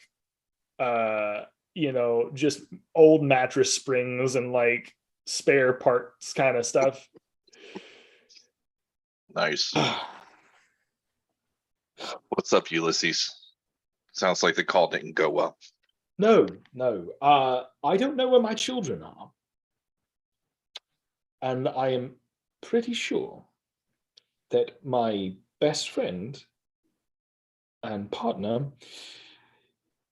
is betraying me. So that is 2 for 2 today. That's great. Yes. Kahiti, Yeah. can you reach out to the family? On a so Katie's gonna call back. Well, was gonna do it anyways, right? As soon as I found out about Parika, I'll need to talk with Awara on that portion of it. But I'm gonna do a quick check. I rolled once already and it sucked because I'm gonna see, but I'm gonna take advantage based off of some background that other people don't know yet. 12. I'm assuming that I was able to put together based off of what I heard, the half of the conversation that I heard, that Ulysses' family's fucked right now and blown up. Yeah. Like spots blown up. Yep. So like with that, I think it'd be like, yeah, so we could a good call, yeah, but we've been here hours, yeah. Ulysses' house. What'd he say? How long ago he went stop by? Did he mention a time? He didn't. I thought he said hours ago. I was there hours ago or whatever, and didn't. Yeah. And it was Yeah. yeah. It was vague, but But here's the thing. He could have told me that. But he specifically mentioned a vial. I told him nothing of a vial, which is why I stopped talking to him. He had knowledge that I didn't tell him. Which means he could know where we are right now, or be working to find out where we are. So Sylvan, if you can rig this place, arm this place, lock this place, whatever, I think it might be best for us to take our business someplace a little more public or a hell of a lot more secluded. Agreed. So it might be I time start to go. lowering all the shutters down, flipping And so- switches to arm the place. Because why don't we you know what, Ulysses, why don't we get a drink? And so I will take Ulysses, and I know that Lucius also mentioned wanting a drink, and Sylvan back to one of our primary covers, one of the bars that the Wraiths operate with, specifically the one that I know I can get in touch with Awara for our group, our Awara with, but not necessarily home, if that makes sense. Not looking to go home, Yeah. looking to go to someplace else. Okay. I've got just the place. All right. So, Cherium, I guess, is coming with you. And they have been chomping at the bit for probably the last several hours, knowing when it is that you can leave, that staying here is going to be detrimental to all of your healths. And as you begin to kind of head back up topside somewhat, at least, street level or what have you, kind of out of the landfill and back into kind of Chrome City proper, you find yourselves heading to a place that, Kahiti, you know this place well. The rest of you might have been here a few times. This place is known for a lot of shady business that goes down here. A lot of deals are made here in a variety of different capacities. Most of them are not legal. This is a place called the Tumbler. So you walk in to this kind of seedy establishment. It's the kind of place where, as you walk in, you're prevented from going any further deeper into the bar, kind of with this cage that kind of surrounds the space that you've entered. And behind the cage, there is an individual who is standing, kind of checking people in. And you can see that his many appendages kind of work the different security cameras and the different things kind of behind this initial check-in point. And as you walk in through the front door, this droid kind of gives you an automated greeting of sorts, not even having yet seen Kahiti. Yeah. Well, what can I do for you? This was five of you?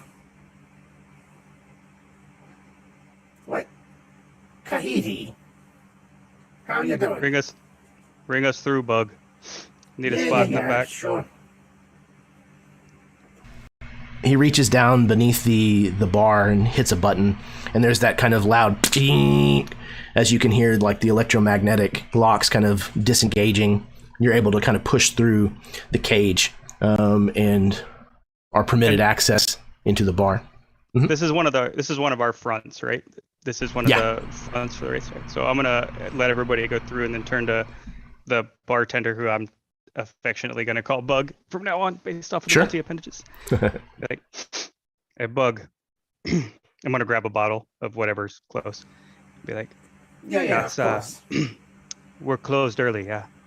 Anyone comes through that door, you let us know. You got it. And then walk everybody to the back to sit down. And then I'm going to try to reach out to whoever is in the back or working to get secure contact with Awara. But while I'm doing that, I'll let these three catch up.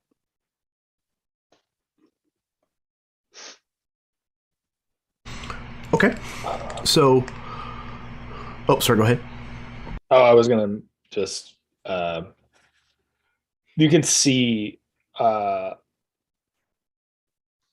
Lucius and Sylvan can both see that like Ulysses is like Liam Neeson in Taken level panicked right now. Like he's driven and like immediately making he's immediately making a beeline to anything he can make notes on or anything like that. Like if there's like scraps of newspaper, things like that. And he looks to you, Sylvan. I didn't want to say anything before, but you've met Peter and Wendy. I didn't want to bring it up earlier. I appreciate what you've done for me with keeping them together and putting them together. But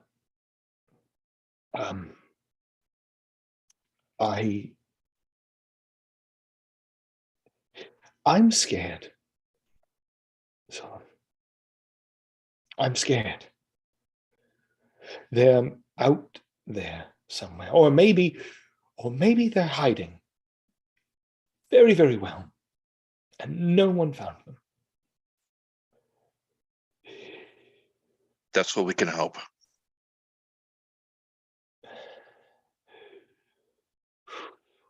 But we'll all do what we can.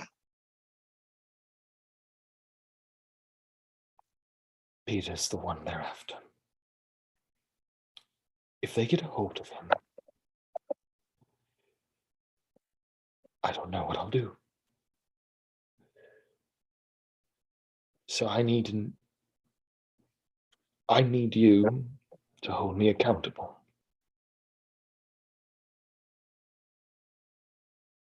Okay?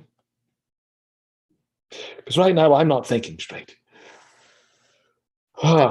And he looks to Lucius.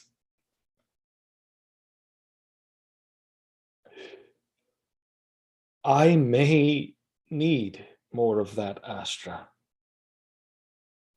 than I thought.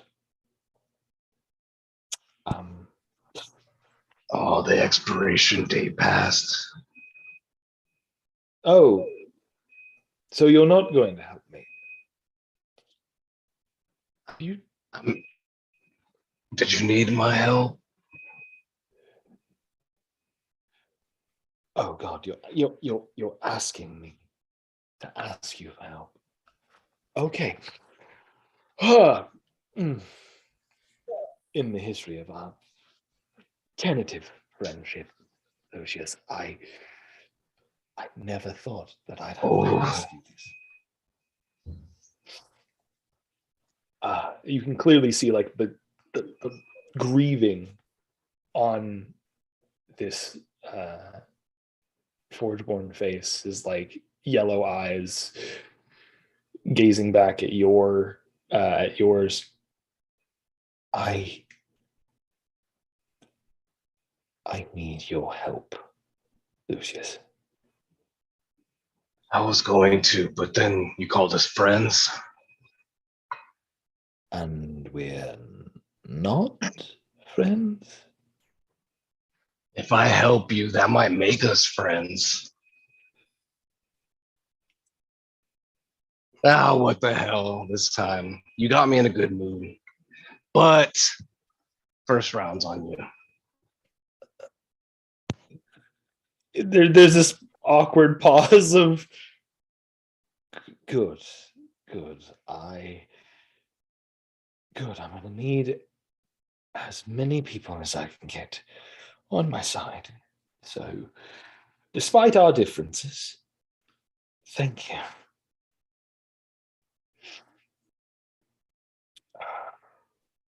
Our differences make me superior, though, right? Don't overdo it.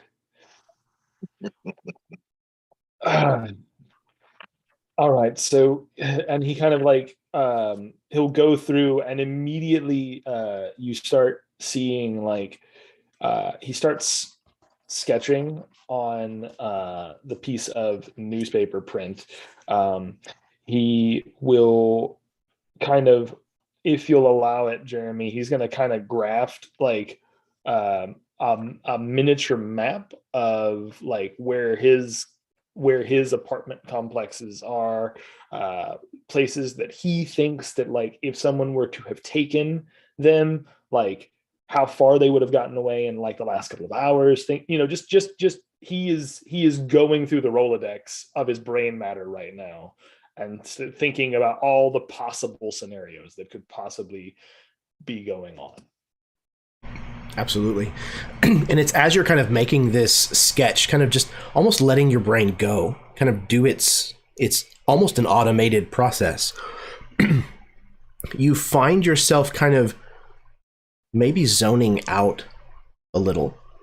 And we see as an audience what you saw whenever you were under Sylvan's knife, if you will. This dream that you attempted to access the memory that was stored inside of this Lorium vial. And at first, it was kind of almost trying to keep like something like cotton candy together when it's getting wet. It's almost dissolving in your hands. The harder you try to grasp a hold of it, the more it seems to escape. But you find yourself on this pleasure craft, this beautifully appointed ship in space that without a doubt belongs to nobility. That kind of garish opulence that's kind of on display for everyone to see, to remove any doubt about the wealth and power of the people who own this ship. Marble columns, gold leaf everywhere, intricate, circuitry kind of worked into things to illuminate everything just properly. But that's when you see Peter kind of run almost like slow motion, almost half speed, kind of just running, not scared, but the attitude of a child at play, kind of running almost as if from you're chasing. But as you run past, you see a reflective surface, and as you casually look that direction, you don't see your face. You see the face of an older man, a moonborn from the looks of him. There's a brief look of almost recognition, almost acknowledgement, before the attention turns back to Peter as he's running.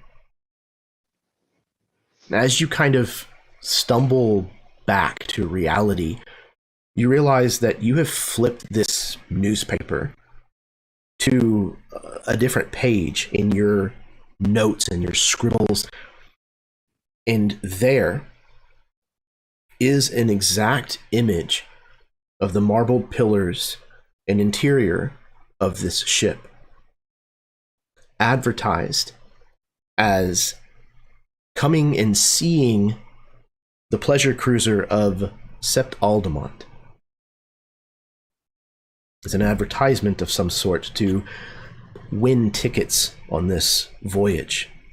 And you have drawn Peter running through this diagram as you saw him in your memory. Or maybe not your memory.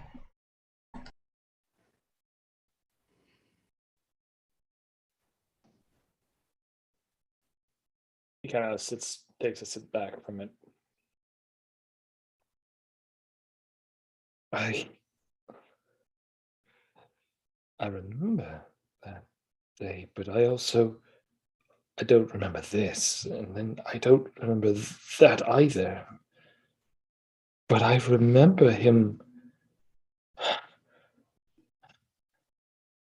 It doesn't make any sense.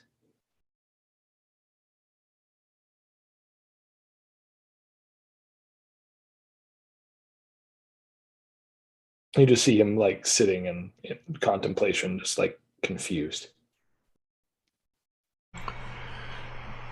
As Ulysses is kind of processing this, the rest of you have found your way kind of into maybe a back corner booth or what have you of the interior of the Tumbler. This, again, kind of a rundown, CD bar lit by, dim neon red lights. The rest of the patrons here have kind of been given the soft shove out the door, told that it's time to leave. And eventually, the last of them is kind of shuffled out. And the heavy doors close, and you're left alone for a moment or two at least before whoever it is that Kihidi is wanting to meet here arrives. Is there anything that the rest of you, the other three of you, are discussing or doing or saying before we move on to that person's arrival? So how is it that you have kids? Like,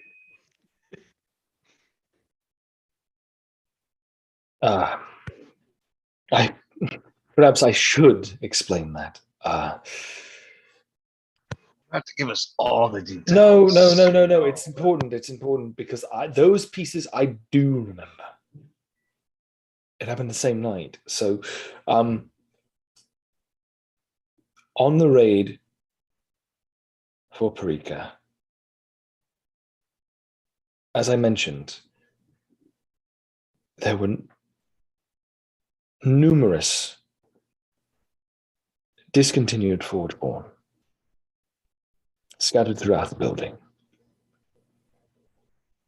As we swept room by room by room, again, things are fuzzy, but the two things that I do remember are there were only two still functioning.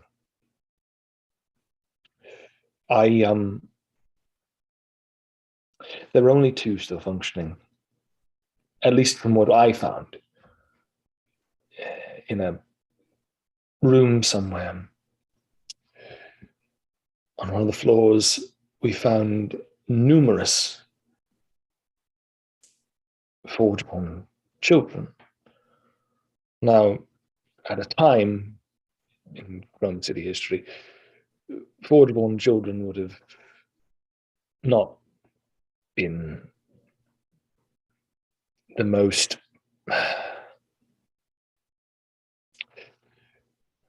highly looked upon thing. Most Forgeborn are adult when they're made, but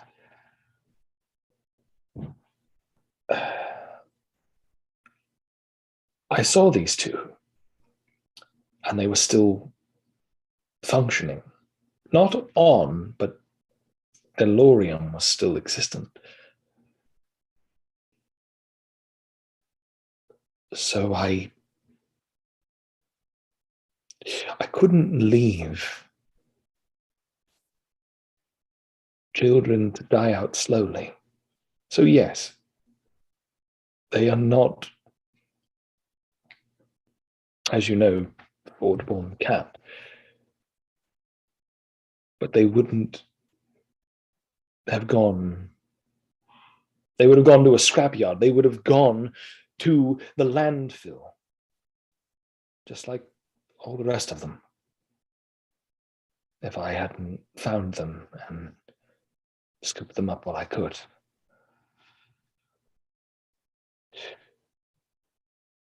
Peter and Winifred are important. They took them to get to you, right? Because you got one of those thingies in your head too. I can only imagine that, yes, that is why they did it, because they think that by taking him, it will draw me out. And let's be honest, they're right.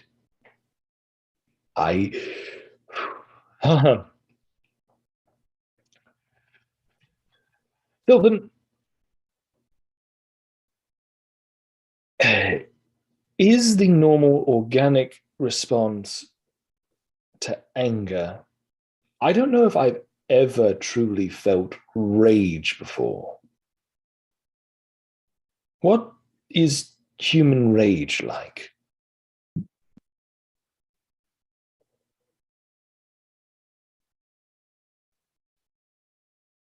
I think you have it now. It's like the inside of my core. Wants to overflow. Yes. Like I want to. every piece just wants to break apart and chase whatever is making you feel that way. Yes. Yes. I want to hunt them. I want to hunt them down before they look. I never thought that we could feel like this.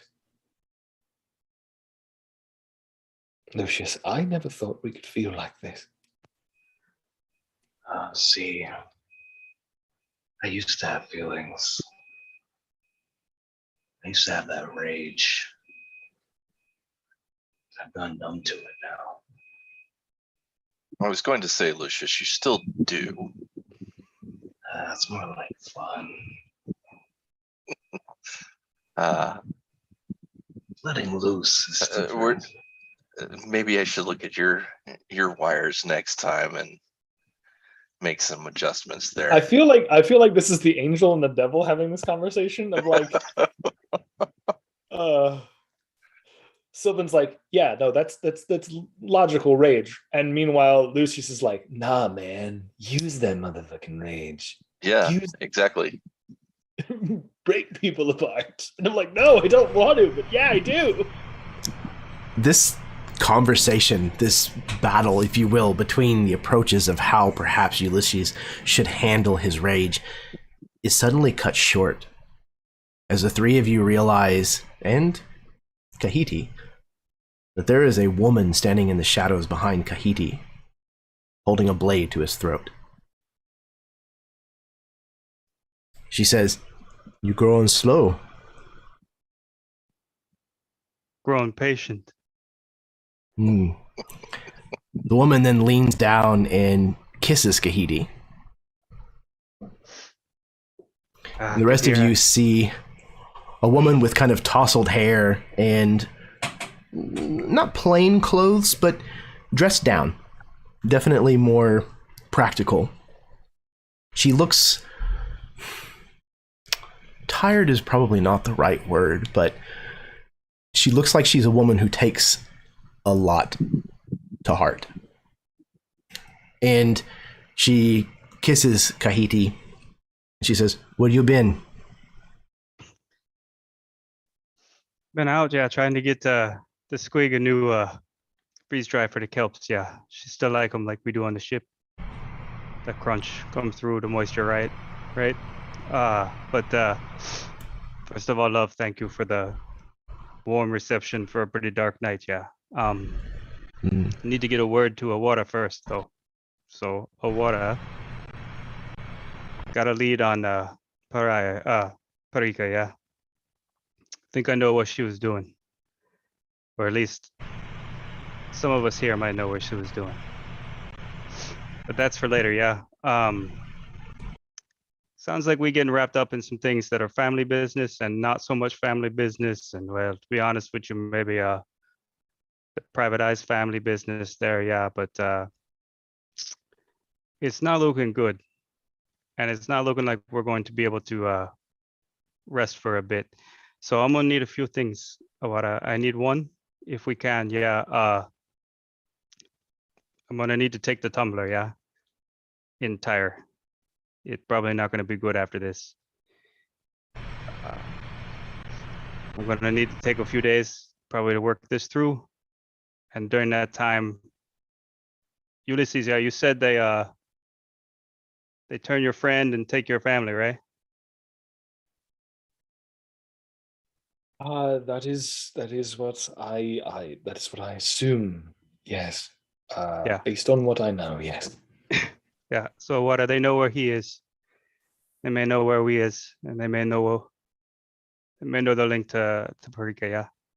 So why don't you take the family and stay real low for a while? Maybe we touch base on I hit you on a burner later with that, but I need the family down low until I can solve this. No shit, yeah. You come back here with grease all over your boots, leaving marks all over my floor. You're tracking in trouble. More than usual, Kahiti. Not trouble business, yeah. It's what we do. Parika, if this was tied up with Parika, Parika didn't just disappear. You know that. You've always known that. Parika was on business. If this business is what we think it is, it's what we do. Why is it he's always bringing trouble home whenever you're around, Sylvan? Don't rope me into this, woman. And you too. What is the story with you? Why are you tracing him around? You involved in all this greasy business? Yeah? I don't believe we've met. I do apologize for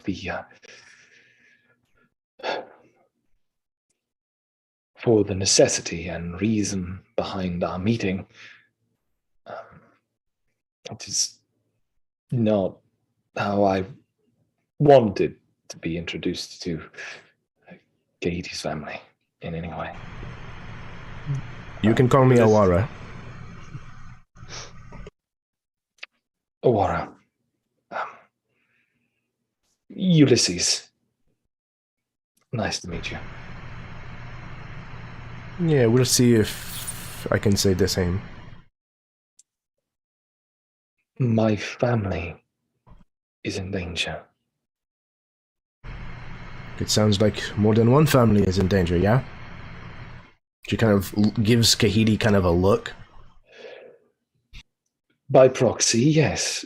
It was not intentional. But the more we discovered, the more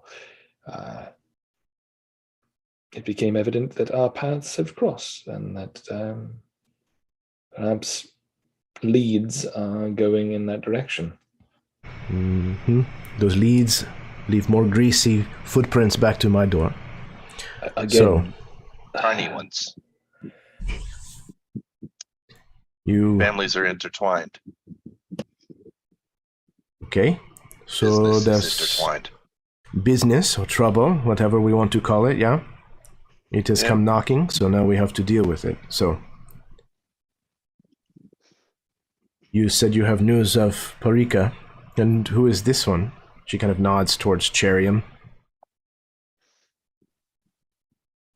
He's how we found out.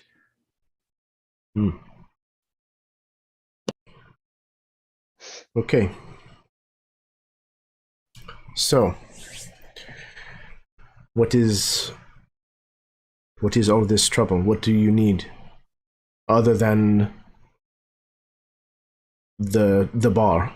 She kind of looks at you again, Kahiti. So You can get eyes out, yeah?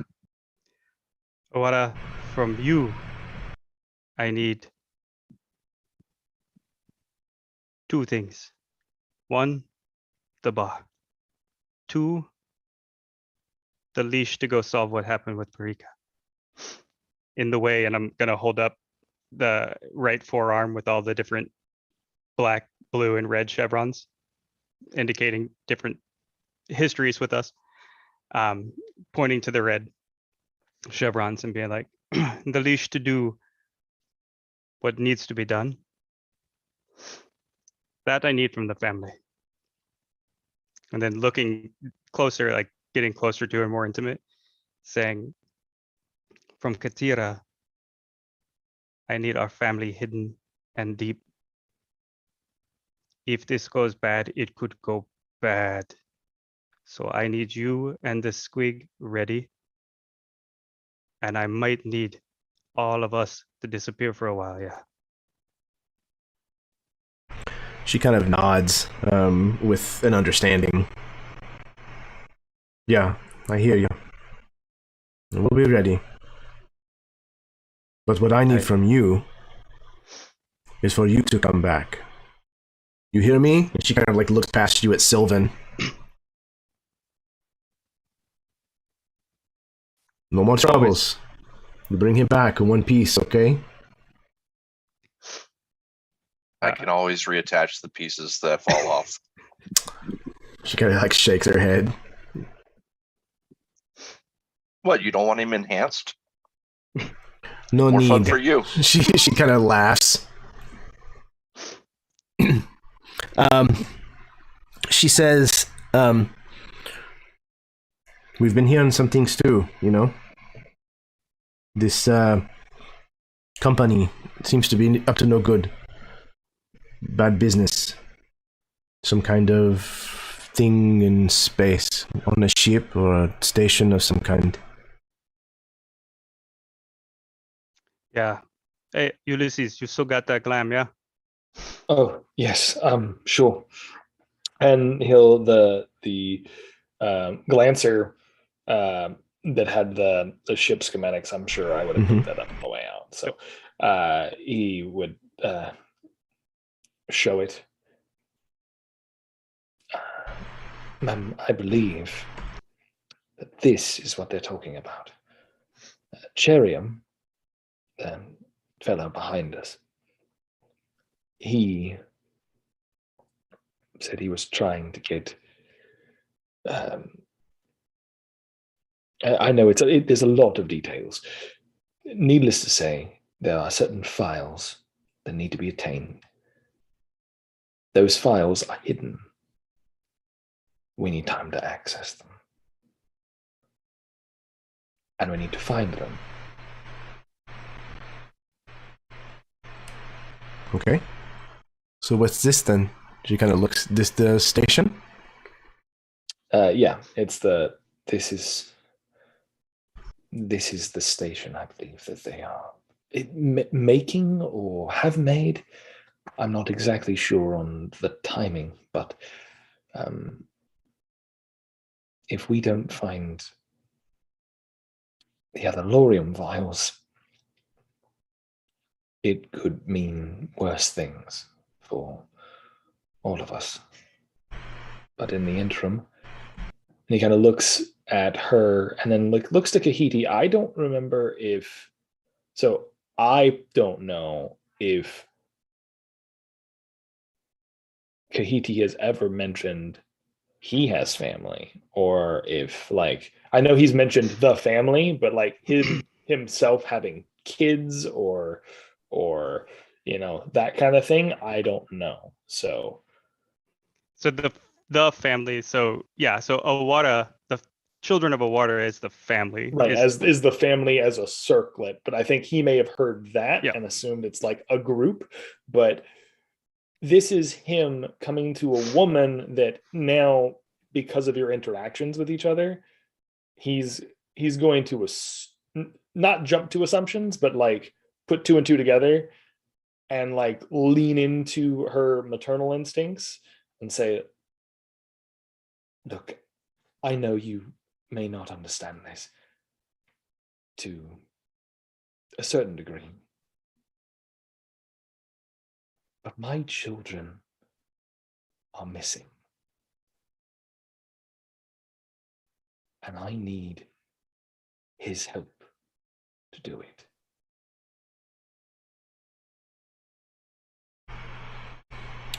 Then he's the right man for the job.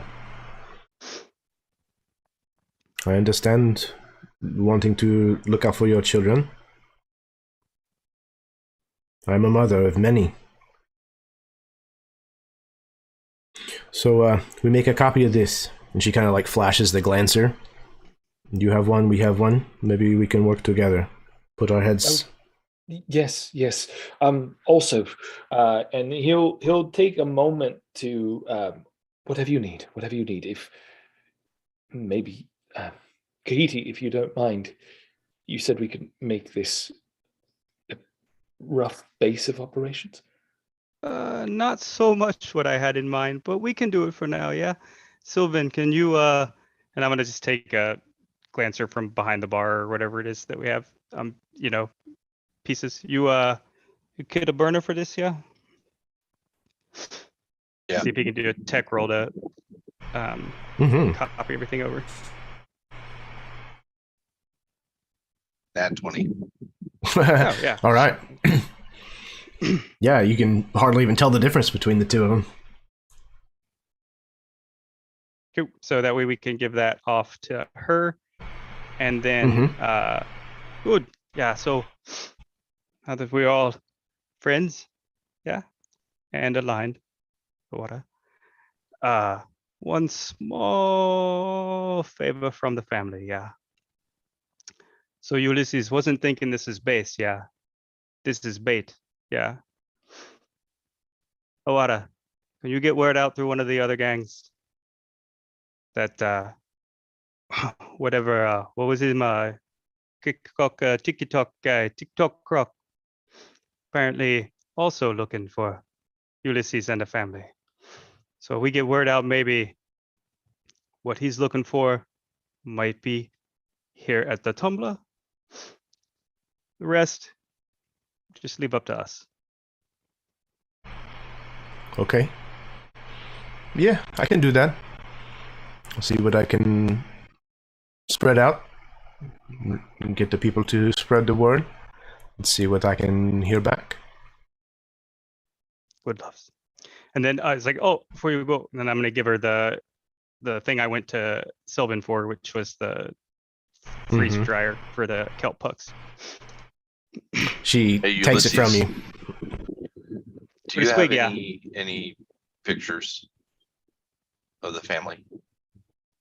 Oh, of Peter. Of Peter.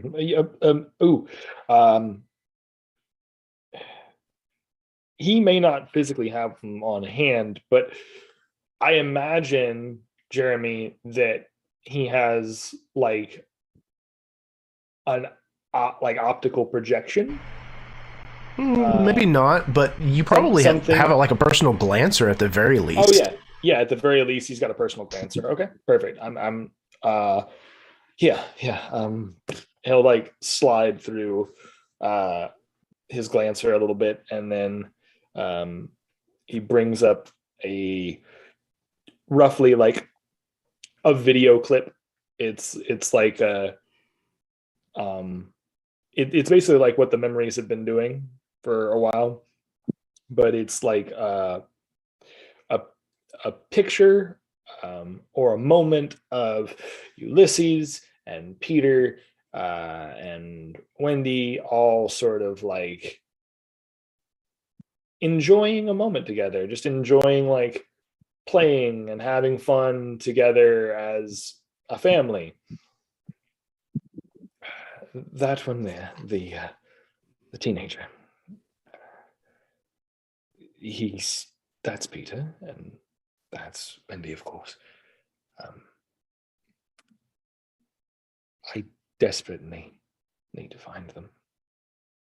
If you could help me with that, I would be very much in your debt.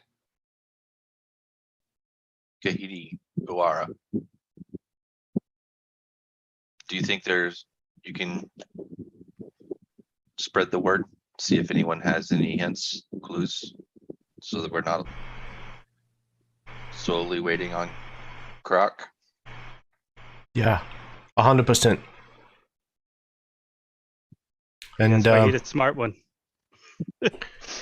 thank you. She kind of waves the kelp kind of dehydrator towards you, Sylvan. Kind of comes over and like gives you like a small peck on the cheek. She goes, "Oh, take a bath."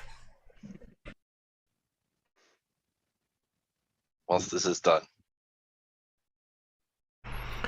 Okay, she's gonna basically kind of disappear for a while. Go, talk to who she needs to talk to. She's gonna take the information that you've given her and go kind of process that and chew on it for a bit. Before she returns with any possible advancements in kind of what's going on, is there anything that you want to say or do in the interim? I'm assuming that Sylvan would have some method, either through his arc tool or, attached to the arc tool, some way of checking status on the shop. Baseline information, possibly video of the various cameras that he has secreted away. Okay. Mainly just keeping an eye out there for any action that may have chased us down. Okay. Absolutely. So let's do this. I need a volunteer that is not Todd. Anybody? I got Chad it. Smith. Okay. Chad, describe to me the individual that we see on camera from the landfill trying to break into Sylvan's shop. Oh, definitely like someone with dreadlocked beard, and they have like a mohawk, and they have a scar over one of their eyes, and cybernetics that are coming out from underneath their coat, and their hand is obviously not humanoid, and they're banging in through to try to get in with it. Perfect. So as this mohawked, dread-bearded individual like tries to pound on one of your shutters or something with this cybernetic fist, trying to gain entry, Sylvan, what defense mechanism kicks in and either scares off or deals with this individual? So I think there's multiple layers. I think when he first starts hitting, probably an alarm, not super loud, but you can hear an alarm starting to go off. You also hear kind of that sound that jet engines make, something spooling up, kind of electrical as well at the same time, just kind of building up. And if he continues to bang, then robotic voice saying step away, and if they don't, then the shutters electrify.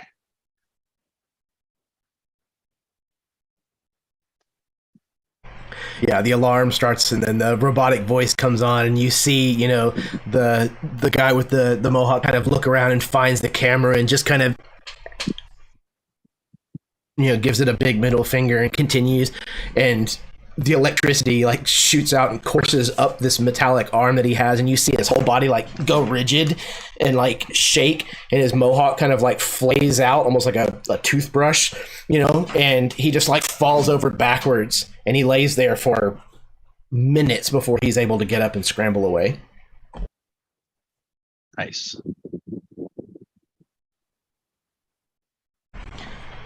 All right. Anybody else with anything in the interim?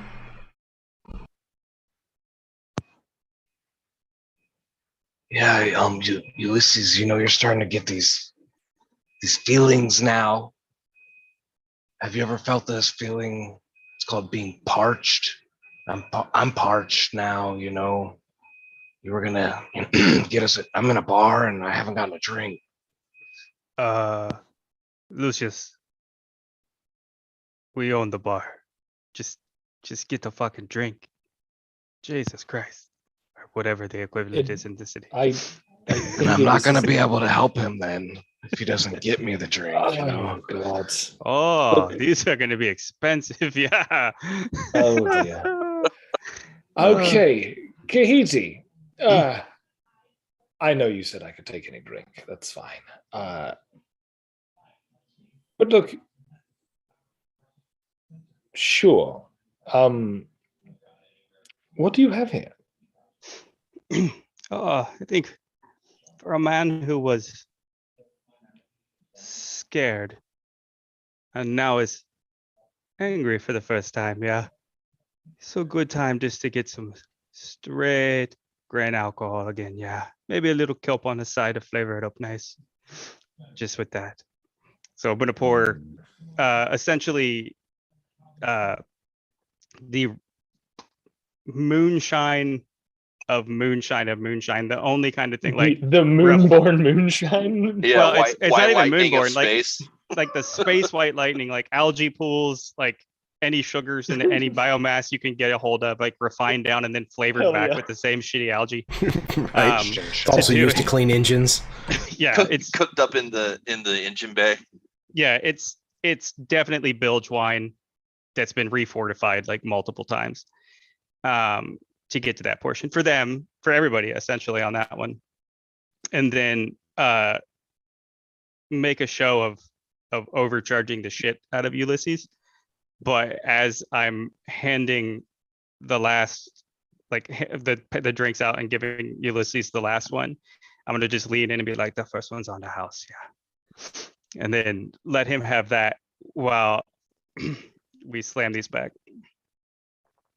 Yeah. Yeah, he'll take the drinks and he'll take the one over to Lucius, to a newly formed friendship. Ah, that word again. Yes, I'm gonna need a going to few keep more of using it. these. If you keep using that word. Sylvan's You know- gonna reach over and tweak a little something on the back of Lucius's neck, just to give him a little. Why are you looking at me like that? You do. What the?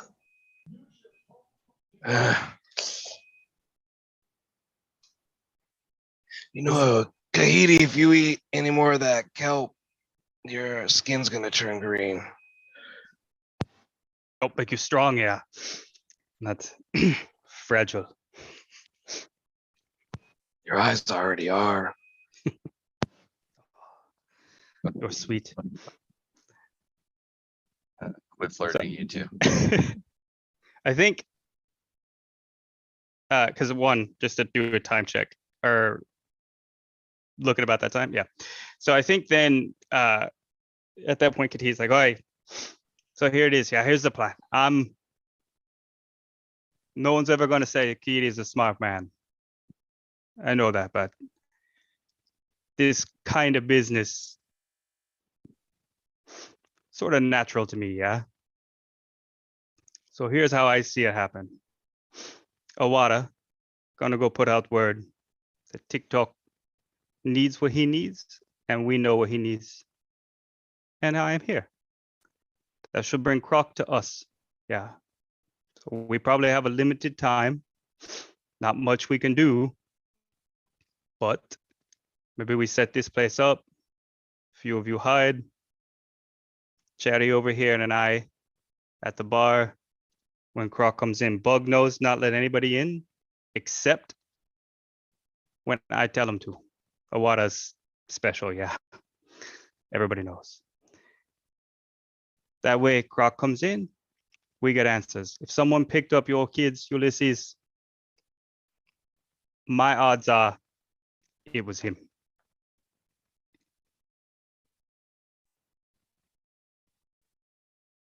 At that, he's been holding off taking this shot, and he'll swig it back.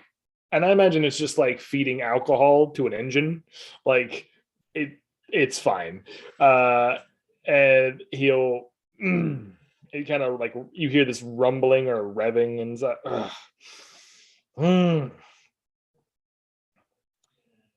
Okay. Yeah. I'm ready to do this. Whenever you are. Sylvan, you think you could tweak Bug, maybe make it a little more useful than just the doorman? Definitely. Would, yeah. I started taking a look at Bug. Also, we should take a look at the rest of the defenses in the cage. Good call, yeah. Yeah, so I'm imagining like the Break-In 2 Electric Boogaloo, like rec center cleanup montage, where we're just, you know, that mixed with a little bit of A-Team, I think, for anybody who's old enough to remember those two references. You know, trying to get this place set up while we go. Or while we wait, I should say. Yeah, so you gotta start into that montage of like, you know, fortification and like gathering supplies, and it's not long before Awara comes back. And Kahiti, you can see there's a little bit of concern on her face. As she's kind of coming in, she says, "You should see this." And she takes a glancer in her hand and kind of makes like a swiping motion towards one of the monitors that's kind of mounted up on the wall near the ceiling inside the bar here, and it kind of brings up in like a commercial, like an advertisement, for a place called the Kennel, which is basically like a fighting pit slash club. And apparently, as advertised, the crocodile is there tonight, and he is hosting a fight in the pit between a fighter, gladiator, whatever you want to call them, known as the Bladed Lady, and two unnamed Forgeborn.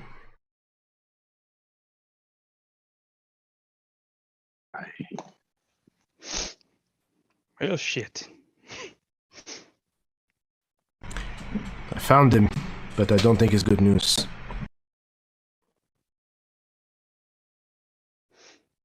This is looking like we're gonna need to go to him. Lucius, this sounds like this may be a you thing. Let's drink here. I think it'll be cheaper, and then we'll go there. Pre-game, yeah? Yeah. Yeah. Then I'll go fuck him up. Bring the fight to him. You wanted him alive, though, right?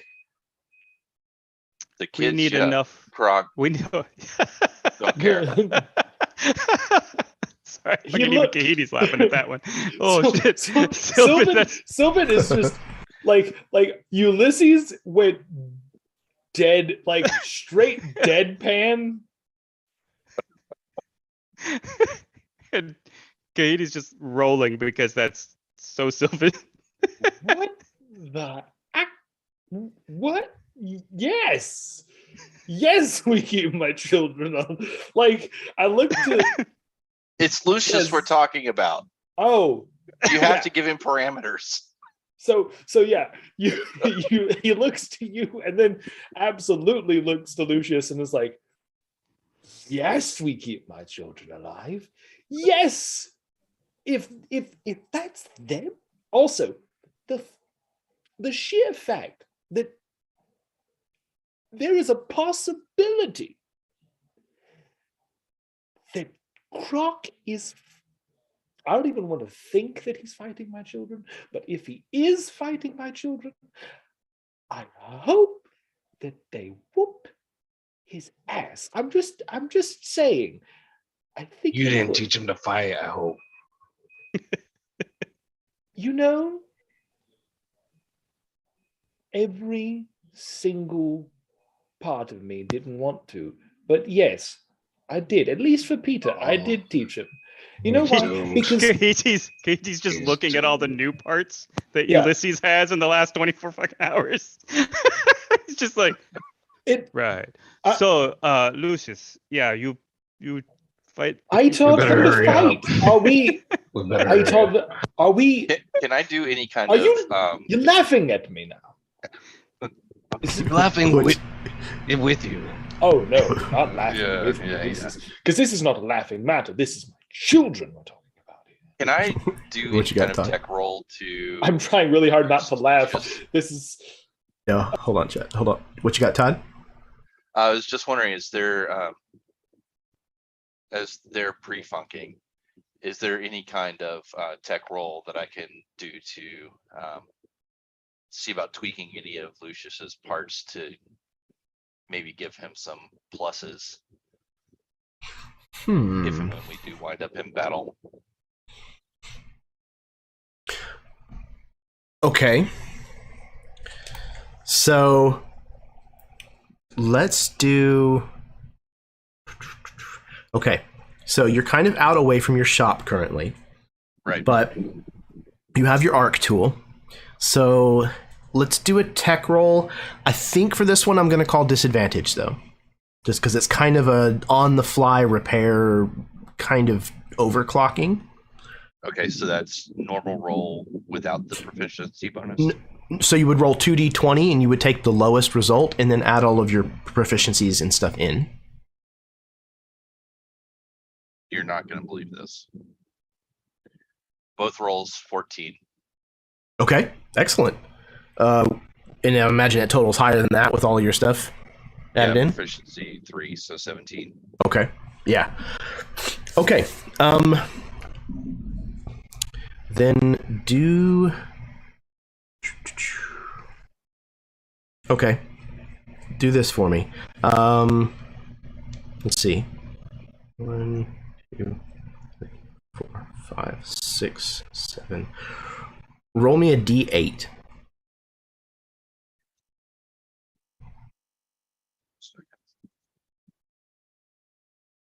The 2. 2. Okay. You have managed to make an adjustment to one of Lucius's eyes. Maybe you only have one cybernetic eye, Lucius, but so this will grant you as if you had the night visor mod from weapon and armor mods on page 49 of the doc. Nice. Okay. So, Lucius, yeah, you sound like you're not a stranger to either this bar or the pits. What is it, yeah? You some side underground pit fighter? I've done some things since I've gotten these parts in order to try to make ends meet. So for I these didn't have all these before. fights, yeah, this is the kind of thing where we can get you on an undercard. I don't know what he's running tonight, but I've never met a fighter who thought they were a champion of any sort that would back down from a challenge. But what we gonna front his half of the money, yeah? Sort of sweeten the deal for him. She nods. Okay. So we put But- the glint. We get 60% of the winnings. Oh yeah, 60. Pff, she like you. Yeah. So we put up the glint. You step in the ring. Ulysses is on eyes. Sylvan assists on eyes. Or Sylvan and I in a corner, yeah.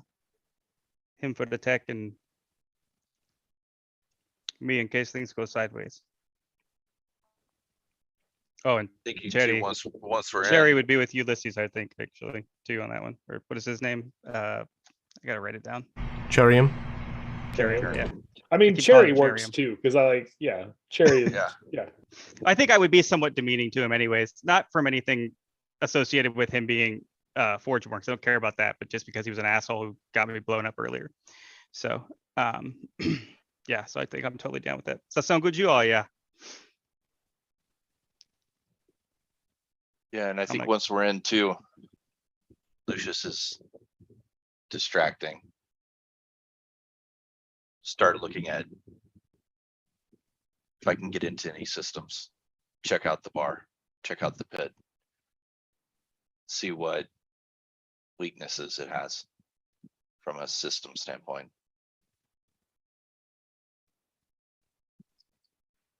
Sounds like a plan. Not a good plan, but fuck it, it's a plan.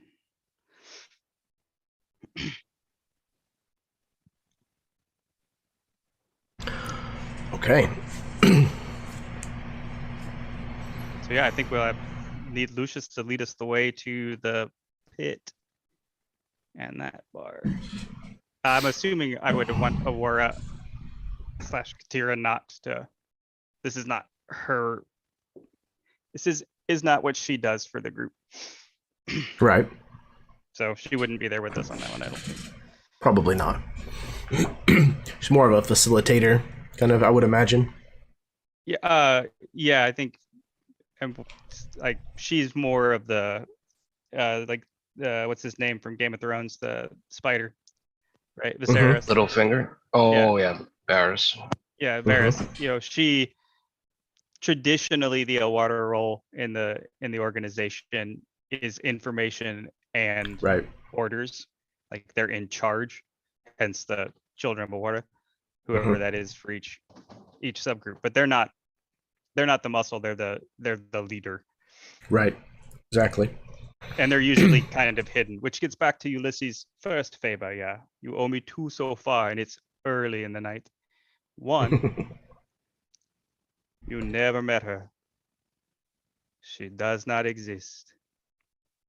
And then for Lucius, I'm not too worried about anyone believing anything he says anyways, and Sylvan's family, so. No. Give him another drink. But go. Off to the bar. All right. So, if the Tumbler is a kind of a rough neighborhood bar, the Kennel is the kind of place that is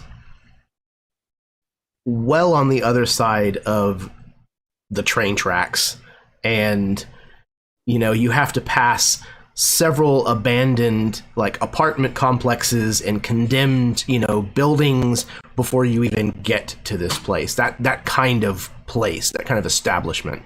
They're not paying property tax. No, definitely not. And you are kind of patted down as you approach the doors, but even those of you who are visibly carrying weapons, they don't attempt to take them from you or make you peace tie them or anything like that. They just kind of like check you and then usher you in through the doors.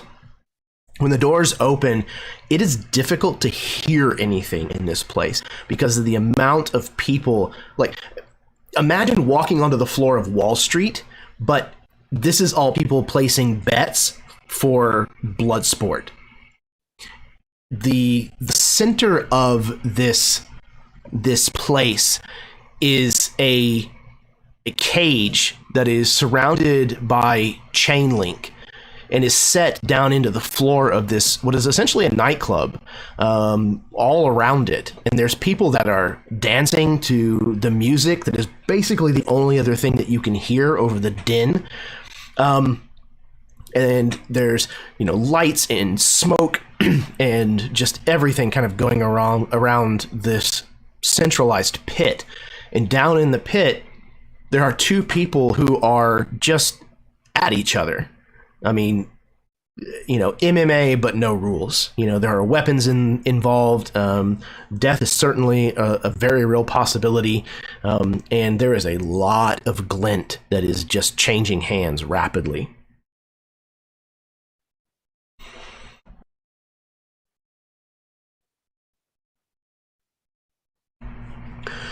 All right. So as you enter into the kennel, what is the first stage of this plan that you're enacting? I would think, and anyone else can jump in here and take over for this because for sure. I would think though that we wouldn't be going. I would like to think that Kahidi would know enough to know from experience. We don't go in with Ulysses, right? Like that announcement was bait as much as it can be, and we're taking the bait, sure, but we're going to bank on the fact that they don't know that we're all together. But Ulysses and the other and Cherry, that's probably okay. So I would say that he was going to recommend like Ulysses, Sylvan, yeah. We're going to fight in the humble and bet. Ulysses, give us 5-6 cycle, then pop in.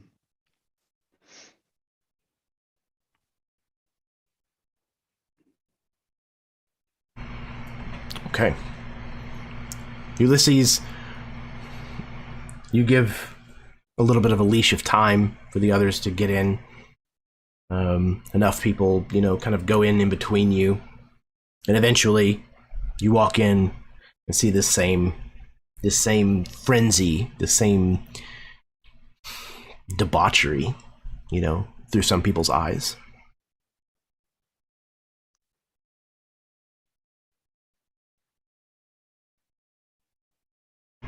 So yeah, I think I'd look to Lucius and be like, "This is your world, yeah. You know the game." Everybody, if you would, roll me perception checks. This does count as a dimly lit environment, so if you do not have some kind of aid with your vision, you would be at disadvantage here. I guess Lucius now is not in that camp. Yeah, I'm pretty sure I took the goggles also. Let me double check. Oh, nice. Okay. I know that Chad had mentioned that if I didn't need, he didn't need his goggles upgrade that he purchased, that now that he's gotten that upgrade, okay, so he could. You already had some, Chad? He could give some to someone. Yeah, sure, absolutely. If that's something that I could take, I would be willing to take that, considering that I don't have that upgrade. Okay. Are you cool with that, Lucius? Yeah, either whoever needs it, since I got upgraded, I don't need it. So cool. I would assume there was some kind of RP. So it sounds like worked it out. Ulysses and Lucius, and perhaps also Kahidi, would be. Sorry, I remember. I remember it's the goggles, right? It's like the night vision. Yeah, night vision. They're not too goggles. expensive. Yeah, they're only like Night 50 visor. or glints, because I remember setting up the 50 for that. So I don't have it down here, but I did intend on that, and I do have the glint still on there. So okay, awesome. That was the thing. And then Sylvan, do you have anything that helps out your vision?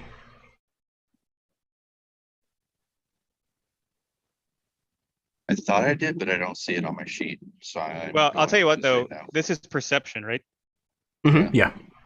Yeah, I would totally just give that to him anyways, because like I think that from a character standpoint, Kahidi's not fighting in the dark, fighting in it doesn't matter, right? Like on the ships when they're fighting, you're not going to have light, you're not going to have that portion, you don't rely on that kind of stuff. And in the CD bars and stuff, if you rely on it too much, it's just going to get taken away, or it gets ripped off and you're screwed. So seeing that, I could just give the set that I had down to Sylvan then. Okay, sure. All right, so everybody make that perception roll. If you have some kind of aided vision, then you will be just at a single die roll. If you do not, you'll be at disadvantage. Would have been good without disadvantage, but nat 1 on disadvantage, so I see nothing. I've walked into a pole. It's literally like, Sylvan, here, you need these more than I do, and then like smack right in the fucking pole. It's like, oh. It's probably the opposite. There's probably too much to see. There's just shit everywhere going on. Okay, Lucius, same. You're distracted. Maybe your eyes kind of drift to what's happening in the pit. That kind of, the fact that you've been there, you got to know how that's playing out or something, and it seems to dominate your attention. Okay, so it looks like Ulysses. What did you get, Sylvan? 13. 13? Okay. So, Sylvan, you're kind of looking around, kind of scanning, but nothing's really kind of standing out. Perhaps by poetic justice, Ulysses, it's the several minutes later, after the others have kind of gone in, that you enter the kennel and you spot him. You see him coming down a spiral metal staircase from offices or booking agent or whatever it is that's upstairs. You spot TikTok the Croc.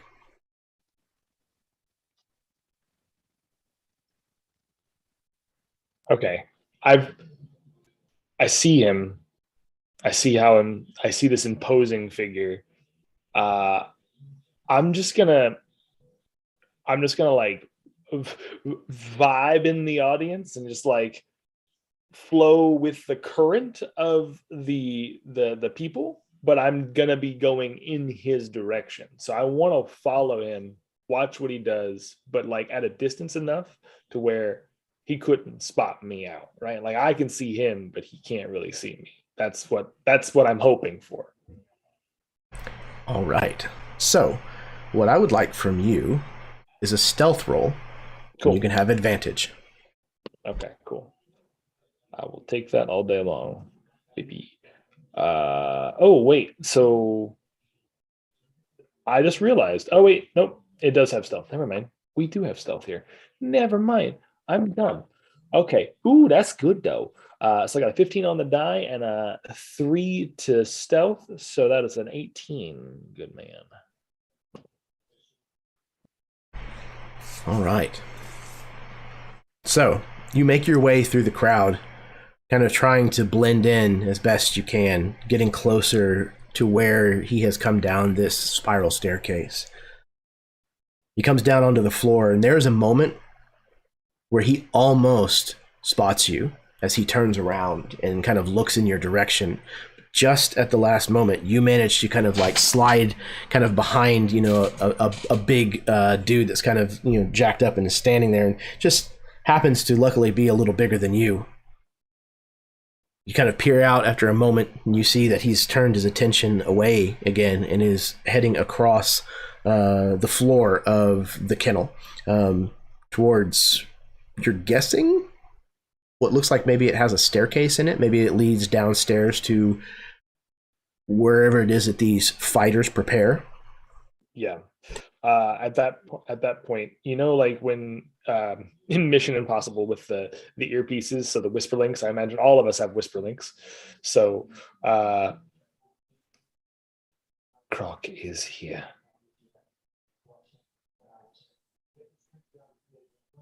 Repeat. On the card. Yeah, Croc we is knew here. that, right? Like that. No, I thought that's why we were here. Yeah, I know. Because But like, I see him. So that is shit, yeah, okay, yeah. Sorry. So I'm going to follow him. About where? It looks like he's heading downstairs. I don't know. There's a lot of stairs in here. Can you Yeah, can I see like which corridor, like left, right? I know there's a lot of like up and down. I imagine like this pit is from the visual, it looks like this pit is floors and floors worth of space. So yeah, this place is probably 3, 4, maybe 5 stories tall in total. Looks like it was probably some kind of concert venue or something like that at some point.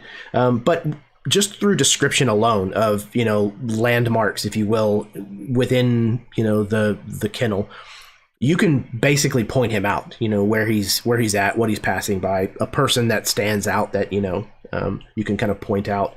And the rest of you, with that description or direction, are able to spot what you guess, who you guess, must be the individual known as TikTok the Croc. So Lucius, yeah, you want to go pick a fight? Oh, I'm already on it. You guys think the kids be upstairs in management or down in the fighter cages waiting? I don't even want to think about that, but the possibility of either is there. If they're keeping them for ransom, or they want, well, no. They would want to keep them safe. They won't want them in the pit, because Peter has a memory. Peter has a memory that they'll want to access, so he'll want to be kept safe. That's assuming that they know that he does. It could just be that they grabbed them to get to you because we had Jerry. That's also a possibility. Okay. I say check upstairs. In fact, if he came down from there, is there a way I could go up when he comes down the stairs and he walks down that hallway, like that direction? Sure. You can head back that way. I want to go. I'd like to go up. Pull off from tracking him and head back towards the stairs. Sure. He's heading, it looks like he's heading downstairs. I'm going to follow up and see what he was looking at. Big Cherry, yeah. He's already looking for Cherry too. Yeah. So Sylvan, you want to go put eyes to cover their back? Yeah. Okay. Cool. So as you want to check the whatever we call it, the pre-fight room. The pre-pit, the green room or the blood red room, whatever. Oh no, I was saying no. Like if he's going up to check the upper office, Sylvan, do you want to go watch the stairs? Because if Croc goes back up there and Ulysses is on his own, he's fucked. Yeah, definitely. But I think someone should also. I am the Harbinger equivalent of a warlock build that only has 3 spells. It's like and I'm dead. Yeah, no, I think with Lucius going to start the fight, that should get us to the pits, or if depending on who you want to fight, Lucius. I don't know what your plan is, and I'm excited to hear what it is. No matter what, like that should either get us to the pits or get us to the person who was going to fight them anyways, and we'd know what the fuck's going on. All right, so it sounds like Cherium and Ulysses are going to kind of head up this spiral staircase that they saw TikTok, the Croc, come down. And it sounds like Sylvan is going to like perch, at one of the bars or something that's near there to kind of keep an eye on the staircase, make sure nobody, comes back up behind them. It sounds like Lucius is cutting across the dance floor, headed straight to punch someone's card. What about Kahiti? What are you doing? I'm going with Lucius. I'm assuming. Okay. It does not have to be this way. I'm assuming Lucius is going to go challenge to bet, or him versus somebody or Croc or anybody, and that I'm there to front the money and do that on behalf of the rates. Okay. Cool. Lucius, what's the plan here? What's the play? I would like to acquire a beverage along the way. Easy to do. Probably just off the corner of the table or something. Yeah, sure. Yeah. And as I'm walking, I want to take a beeline straight for him and just like walk into him and spill my drink into him and everything right into the Croc. Okay, you do so. You kind of, plant yourself on a trajectory that is going to intersect. And just at the right moment, you smash into him, spilling your drink. And he turns around to look at you, and you can immediately see why he is called the crocodile. The portion of his face all around his mouth is gone. It has been replaced by cybernetic gums. And he turns around and glares at you with these kind of glowing, menacing eyes. and he says, "What were you fucking going, mate?" You better buy me a new fucking drink. He kind of leans back. "And who the fuck are you?" I'm the one who's gonna face fuck you again. Because it looks like someone already did. Right. He opens up his trench coat and he pulls out a rifle. I'm gonna punch him. All right. So do you want to do this now, or do you want to do it in the ring? I want to do it now without the kids. Sounds good. Why don't you fucking knock him out? Let's go. All right. So here's what we're going to do. This is going to be the end of the session for the night. Woo! We're going to stop here because if we get into this, it's going to be probably another hour before we wrap. So, oh my God. When we come back, we'll do like initiative rolled up, first, and we'll head straight into, the shit. Nice. So, yeah. Y'all, this has been fantastic. Thank you very, very much for... there's been some incredible roleplay this evening. Yeah, just absolutely brilliant stuff. Each one of you, please take a point of inspiration. I think that's still a thing in Harbinger. If not, fuck it. Take it anyways. But, yeah, this has been incredible. And I'm really excited to see how this is going to play out. I know we kind of mentioned this last time, but it may not it may not happen that this is a trilogy. It might have to become a quadridy or whatever you would call that. This is how we trick you into a campaign. Yeah. Hey man, look at this how's it going. Hey, it was supposed to be a trilogy and we're on year 2. Kind of fun. You laugh. It's happened. No, but I'm enjoying the hell out of this. So. I'm good with however many it takes to. Okay. Listen, the story Wonderful. is fantastic. I'm here for it, and as long as you are willing to run it, my buddy, I am willing to sit in and do this. So yeah, love it. Good. Okay, so in that case, I am going to go ahead and pass things back over to my players so that they can give any parting shots they want to give. Once again, plug anything that might be going on, tell you where you can find them, and we're going to call it a night. We'll start in reverse order, and we're going to start with Glenn. Yeah, so it's been an awesome night. Had a great time. I would plug things if I had things, but I don't do things.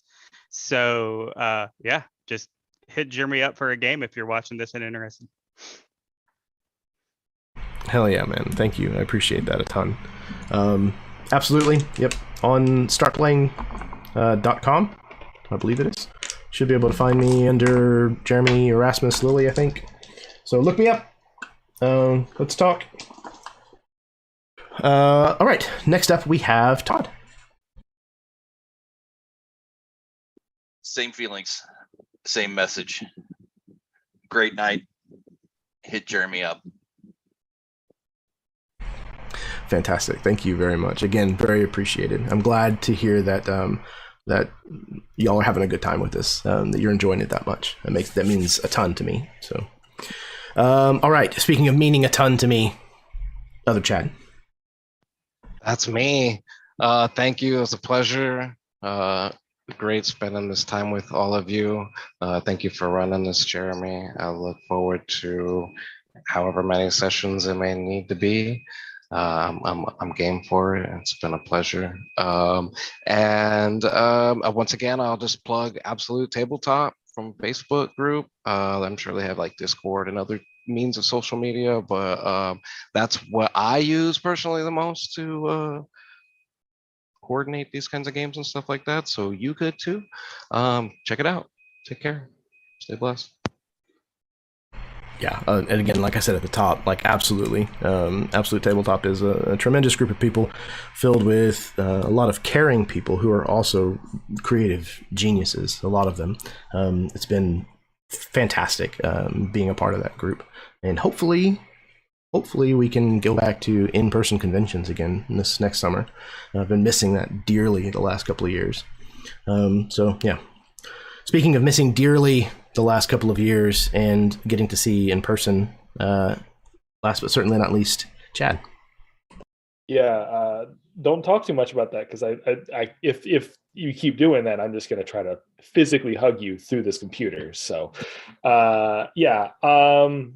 anywho, guys, everybody, I love this little family, this little group we've got going. These characters are quirky and weird and wonderful, and I love the fact that that in this session I feel like we really synergized in a way that I was looking forward to. So everybody kind of hit their mark and did great. I'm so excited about like learn especially all like the locations and all the cool stuff. Like it's just fun. It's just fun. And I can't wait to watch my boy Lucius just literally rip the arms off a crocodile, man. Like, come on. Especially as a mancer. If you can do that as a mancer, top tier knowledge for you, buddy. Like, that's great. Jeremy, my name is Chad. I think that is enough of an outro for me, but you're stunning, Jeremy. As I've said before, not only just on a personal level do I love you as a brother and all this stuff, but as I will say, as everyone has said today, Jeremy is a phenomenal GM. The fact that you haven't already reached like at over 1,000 on your YouTube channel, gotten more of a following than you do already. To me, that's a personal travesty, but I love you so much, and I want people to know more about you. I recommend you every time I get a chance to. So yes, if you haven't played in a game with Jeremy, please do so. Like, get a chance to do that, and it literally changes your life. It really does. And I say that with the most loving hyperbole. It's a great moment.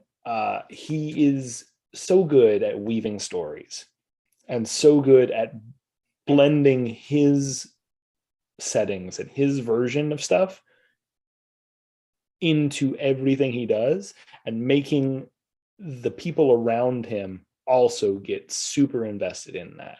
So yeah, that's all from me.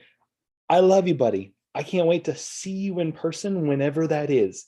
Whenever that may be, I'm going to give you the biggest hug in the world. But until then, on Tuesday nights, I'll be playing here with you fantastic, wonderful people. Glenn, you almost made me cry today, buddy. I'm going to be honest. You almost made me cry today, like at least twice. Some cool stuff. Some really strong RP from everybody. Todd, thank you so much. Chad, I love you. So we're good. I know I gave you shit every time we play with each other because we're just like vinegar and water for all of our characters, but I love you, man. It's great to have that dynamic already off the it's bat. Always great. It's always great. I love it. But yeah, thank you guys so much. I can be found on numerous places within AbTab, and Roll Call RP, and Acer Sin, and all the stuff I said at the top of the hour. You're welcome. Okay, good night, everyone.